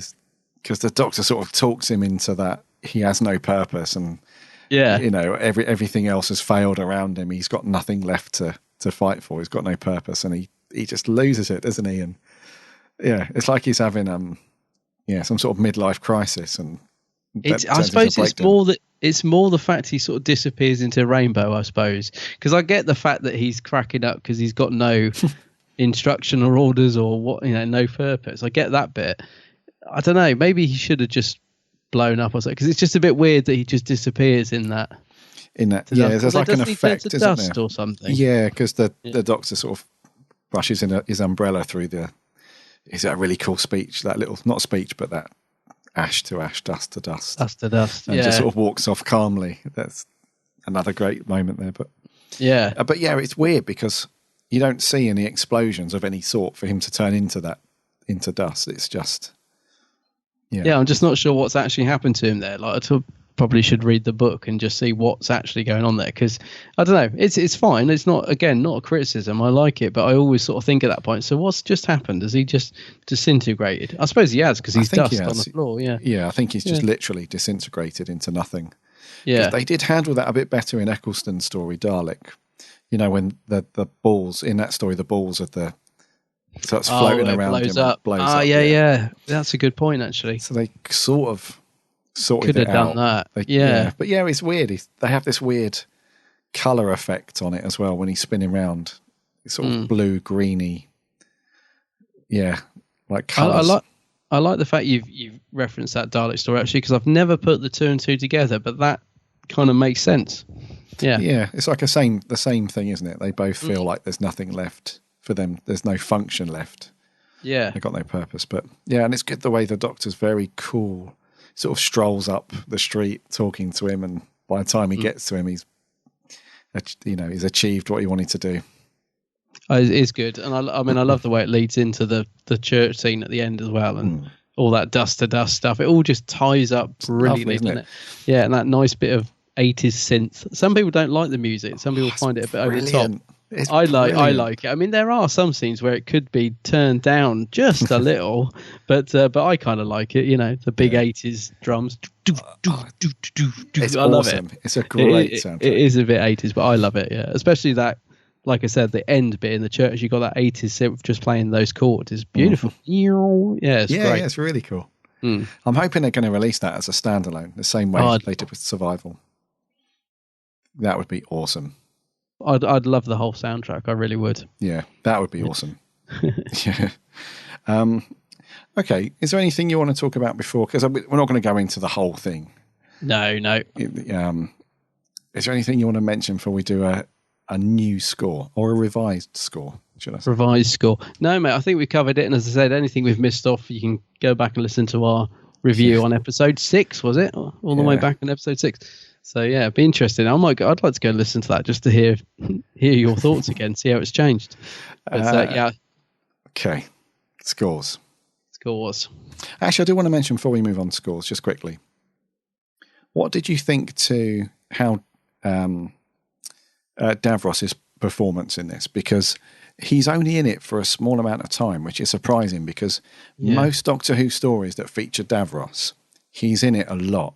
They really make the most of his character in each story. But in this one, you hear him and you sort of see him by proxy because he, is the little girl and you kind of suspect that he's involved. But he's only really in it for like 10 minutes towards the end.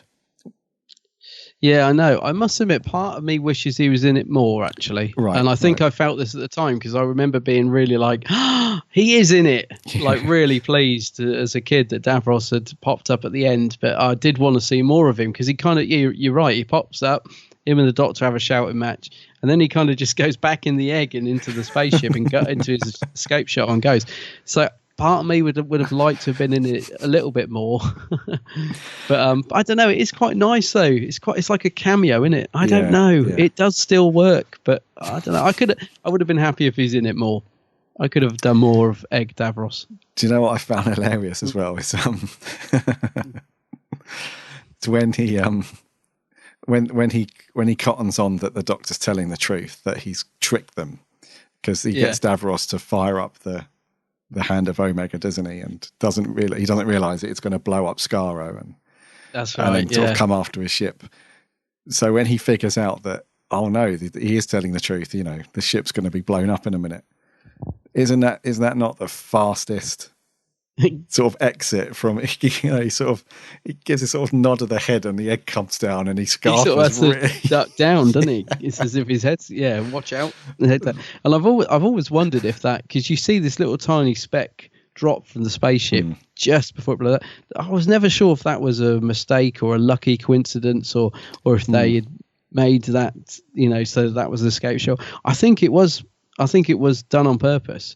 It's such a tiny little speck. I was never sure if that was just something falling off the model or, you know what I mean? I never really knew if that was, just a happy coincidence, but I think it was it was done on purpose. Maybe a little bit's just fallen off. And then when they said, oh, good job on the subtle that's little... it. Was that the escape shell? Yep, that's what it was. The model makers are like, yes, of course, yeah. That's Davros. That's exactly what it is, escaping. No, it is interesting. I like it that he's only in it for a bit. I think I do as well. Could have been overkill otherwise. Yeah, true. Okie dokie. Remembrance then. Whose turn is it to go first? I think it's you, mate. I was going to say, I'll go first because it'll be interesting to see your score this time around. So I can't remember what I scored it last time. I don't know if you have it, but I'm going to give it a 9.5 out of 10. And to be honest with you, I'm only knocking off the 0.5 for probably the wobbly Daleks and a couple of other tiny little nitpicks. But to me, it's as close to a 10 as I can get. I would really like to give it a 10, but I'll go 9.5 out of 10. Okay. Do you know what? It's not in our archive, the scores that we gave for the first 7 episodes. Oh, right. Okay. So I can't actually see or remember what we gave it. We may not have scored it, actually. Yeah. I'm not sure. We didn't always used to do a score. So that's true. We might not have even done it. But so for me, my revised score of whatever it was before is going to be a 9. A 9, yes. Yeah. And I'm pretty certain if we were doing scores back then, I probably would have given it a 4 or a 5 or something back then. Yeah. Something like that. Yeah, I'm going to give it a 9, mate. I'm not giving it a 10 because there are a couple of little quirky things. Like I'm not 100% sold on the fourth wall TV Even though it cuts off and it's a bit subjective, it doesn't explicitly say, Doctor Who is on the telly. But yeah, I'm not sure how I feel about that. And there are a couple of little things like you said, the shaky Daleks and some things. But otherwise, I mean, the little girl's acting was atrocious, but you sort of overlook that. And, she's not too bad until she does the screaming bit, but she's not too bad. Yeah. There's been worse. But it's pretty much one of the best classic Who stories you can find, really. It really is up there with some of the best of classic Who, without a doubt, without even thinking about it.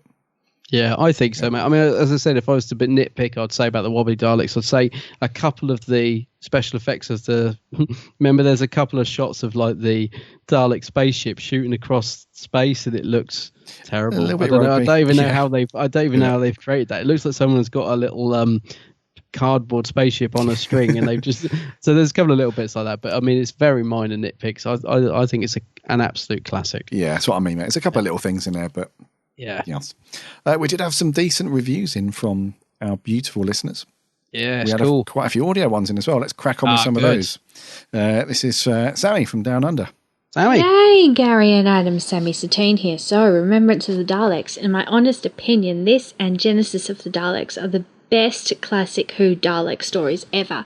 I have 2 Daleks of Doctor Who that I think are awesome. One is the Supreme Dalek from Series 4, who later appeared in Series 9. The other is the Special Weapons Dalek. I was overjoyed when I finally got a figure of both these Daleks. I love this story. I was genuinely horrified to find the Renegade Daleks had used that little girl who for a while you couldn't tell if it was Davros or not. Ace and her baseball bat is awesome. I love the Hand of Omega. The Doctor talking a Dalek into suicide is pretty dark, as is the killing of Sergeant Mike Smith. An absolutely excellent story I could go on about for ages. 10 out of 10. A 10. 10 out of 10. A whopping 10, mate. Nice one, Sammy. Cool. Let's carry on. This is Jake Birtwhistle. Hello, Gary and Adam and everybody else listening. Remembrance of the Daleks. I know how much you love this episode, Adam, so I better watch what I say. I love this episode. The budget isn't the best, but nothing is perfect. I love the idea of there being 2 Dalek factions. I thought that was very interesting. Sylvester and Sophie are amazing in this. They look like they're having a blast. This is probably one of my favourite 7th Doctor episodes. I mean, it's got wobbly Daleks. It's got Ace beating up a Dalek with a baseball bat. I mean, what's not to love? I'm going to give this episode 8.5 wobbly Daleks out of 10 wobbly Daleks. Bye. Cheers to Jake. 8.5. Yes, pretty good score. This is Lewis Palmer. Hello to the Big Blue Box podcast. I am over the moon that you are doing Remembrance of the Daleks once again, because it is my favourite story of all time in the history of Doctor Who. It is the definition of epic. It is a Dalek Civil War, which is such a cool concept, continuing on and ending the loose trilogy between Resurrection of the Daleks, Revelation of the Daleks, and now Remembrance of the Daleks. It's the story that made Seven my favourite Doctor and Ace my favourite companion. Both prove that they are amazing in this, with the hints at the Cartmel master plan in the Doctor's sort of speech to Ace about the history of the Hand of Omega, and Ace, of course, smashing up a Dalek with a baseball bat, which is quite possibly one of my favourite scenes in Doctor Who history. I can watch this story anytime. It never gets old for me. It is my absolute favourite story ever. I just love it. It's a big fat 10 out of 10 for me. So, yeah, see you next time, guys. Nice one. Cheers, Lewis. Nice one, Lewis. Another 10. Another 10. Yeah, so let's carry on. This is Martin Arnold.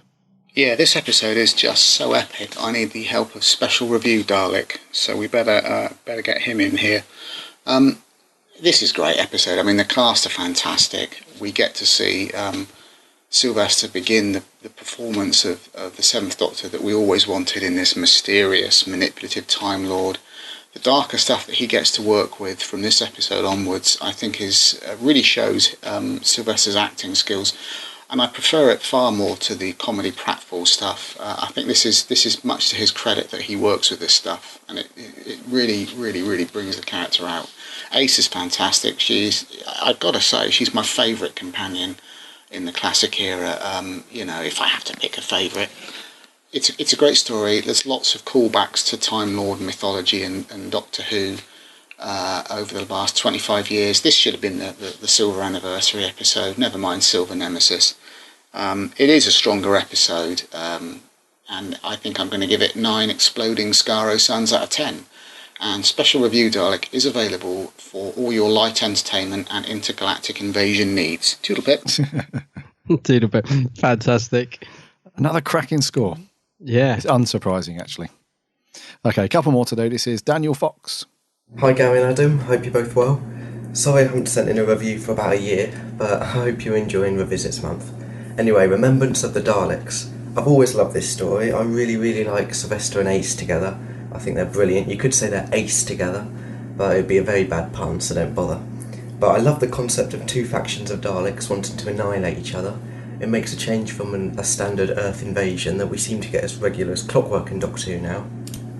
I really like the Hand of Omega concept, and also the fact that this story gives proof that Doctor Who exists within Doctor Who, where we get the scene where the man says, and now it's time for a new science fiction series, and then it cuts to the next scene. Really good. And then there's Davros's cameo, and part of me wishes he'd been in it more, but if you think about it, there isn't really much room for him in this story. But I'll give this story a 9 out of 10. What more is there left to say except... Unlimited rice pudding! You said it, Sylv. Take care, guys. Brilliant. Brilliantly timed, Daniel. Fantastic. I need a key ring with that on, where you can just press the button. Yes. Yeah. Unlimited. Oh, it's so good. Right, last audio clip. This is George Puddy. Hello, Gar and Adam. So, Remembrance of the Daleks. It's funny because I was looking through your back catalogue and I listened to this one. It will be your first time you review this. It'll be funny to see how your opinions change. But anyway, that I do love that McCoy title sequence. The meteors are rubbish, but I really like the music, and I do quite like the logo as well. I really love the Dr. Ace dynamic in this one. I'm not gonna lie, McCoy's one of my least favourite Doctors. I always find him really annoying, but I loved him in that story. He was very good. Maybe if I watch more McCoy, then I might change my mind. The Daleks are pretty good in this one. They kill people, which is good. Their voices are a bit off though. The cliffhanger to part 1 is brilliant. I do love the Imperial design with the white and gold. I wish they would come back. The concept of this concept of this story with the 2 renegade Dalek factions is a really nice one, and they could have done that with the paradigms having a sort of a civil war against the usual Bronze Daleks, which would have been a good idea, but obviously they didn't do that because they got rid of their paradigms. But I love the concept. I love the breaking the fourth wall joke when on the TV when they reference Doctor Who. The Special Weapons Dalek makes its first appearance.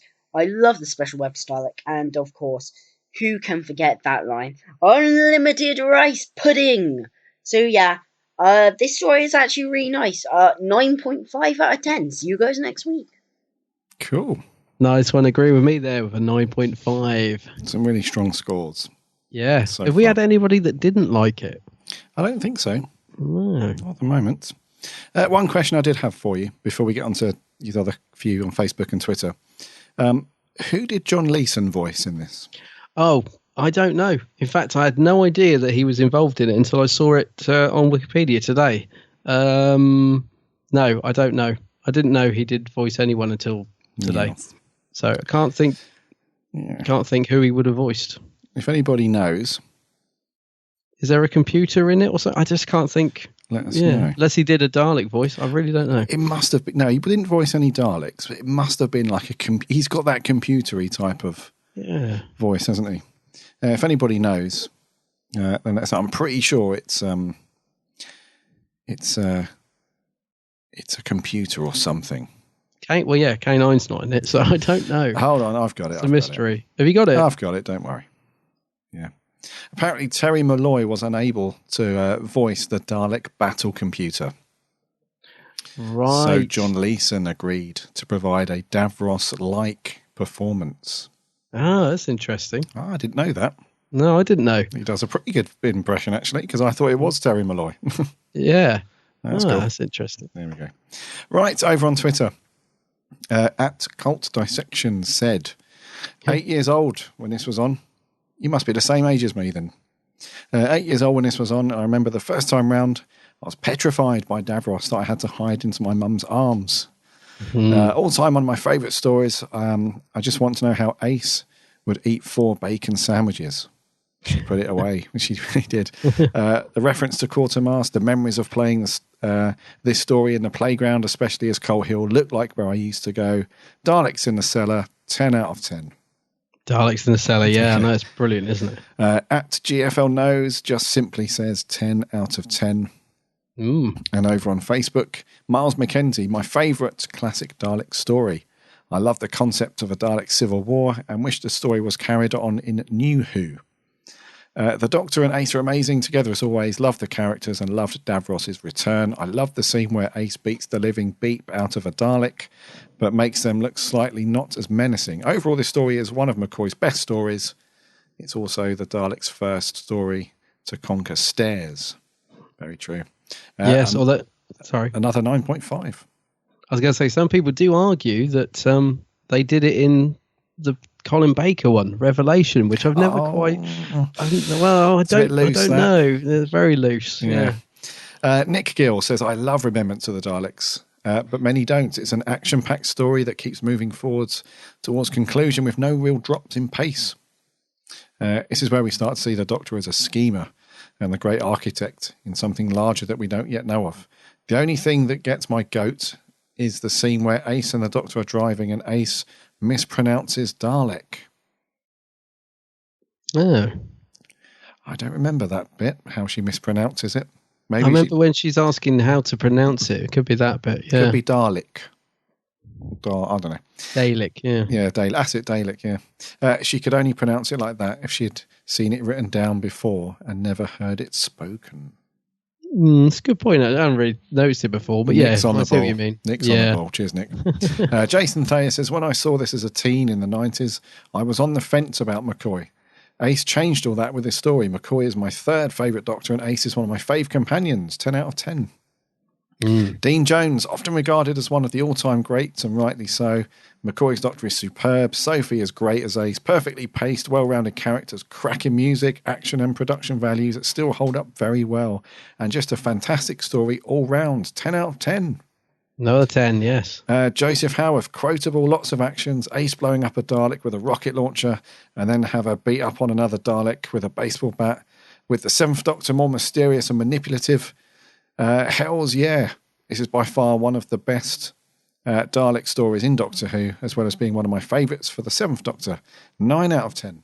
9 out of 10, yeah. Another high score. George Coppen, the best Seventh Doctor story and the best Dalek story. 10 out of 10. Yes. Zach Jenkins, brilliant story. I even love the wobbly Daleks. And lastly, Jamie Aspinall says, I think it's a very good Dalek story, but sadly, it's the last classic Dalek story. I don't know. Dalek's pretty classic. Yeah. The Eccleston. I think he means from classic era. Oh, I see. Yeah. Yes. So that was everything over on the official stuff. Did you have anything on the Geeks Handbag? Yeah, I just had a couple. So Jason Howe says, quite simply, the best story ever until he saw Curse of Fenric. He loves it, he says. Curse of Fenric, yes, good one. Patrick Sherwood, this story is one of my favourites of all time. He gives it 1,000 out of 1,000. It's brilliant, he says. Kevin Mullen, quite simply, the best classic story, a whole original Dalek story, and one that I judge all Dalek stories by. 100 out of 100, he says. Simply brilliant from start to finish. Bradley Willard, Sylvester's best story and definitely one of the greatest stories of all time. There's well-paced plot, great characters, the Daleks at their best. What more could you ask for, he says. 10 out of 10. Cool. And finally, Charlie Turner says he just wants to point out that this podcast will go up on his birthday. So could we wish him happy birthday, but no singing, he says. So, yes, happy birthday, Charlie Turner. Happy birthday. Oh, singing! Anyway, back to Remembrance. He says well, basically, he says he 100% agrees with Bradley Willard, the comment I just pointed out. So I'm assuming he gives it a 10 out of 10. Wow. So he really likes it. Yeah, have a good birthday, Charlie. And yeah, many happy returns. Crikey. But, no, we mustn't. 10, there's so many 10s.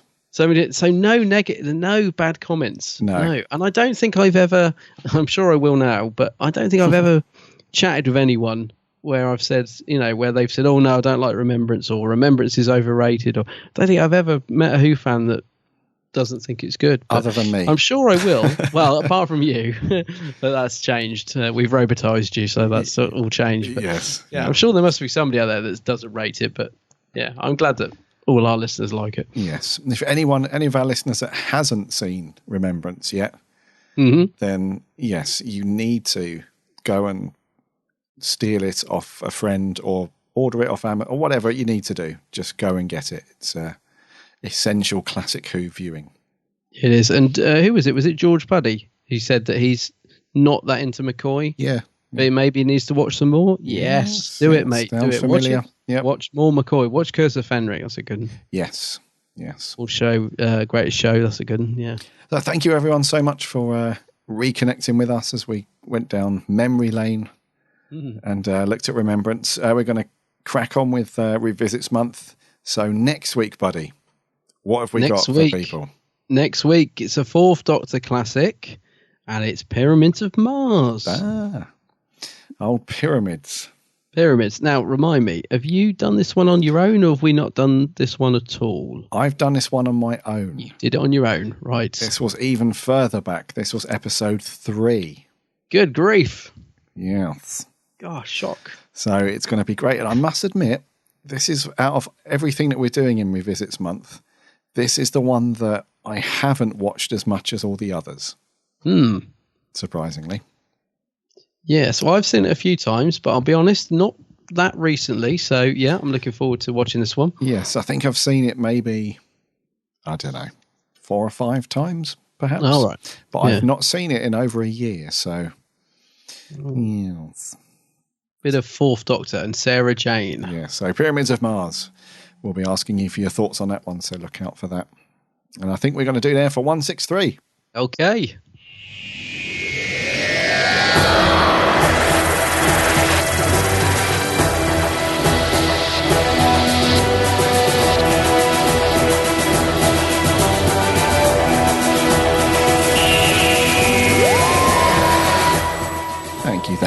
Thank you for sticking with us and listening to 163 as we journeyed through the time vortex to look at Remembrance of the Daleks. Also, we had a couple of cool bits of merch. You guys, many of our listeners are into Big Finish, so I'll leave it up to you to decide if there's any cool or not so cool Big Finish coming up. I'll leave that up to you to decide. I think one of them potentially I might pick up. The other one, not so sure. No, I'm not sold. We'll have a look. We'll have a little look.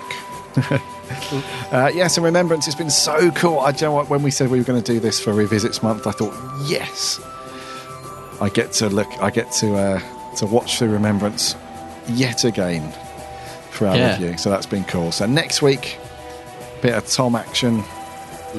With which is often viewed as one of his best, or in his top 3, I suppose, top 5, whatever you want to call it.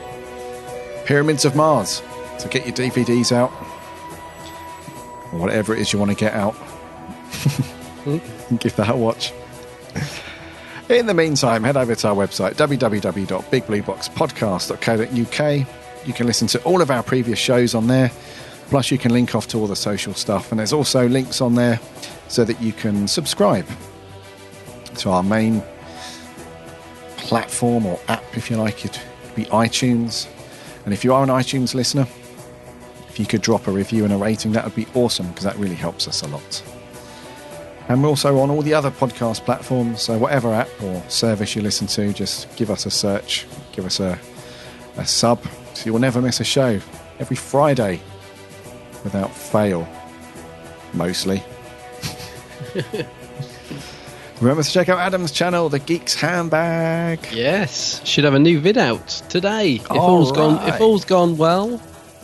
all's gone well. I mean, it should. I can't guarantee it, but yeah, should have my new vid out today of me meeting Russell T Davis. So go and have a look at that. Cool. Yeah. What, in Forbidden Planet?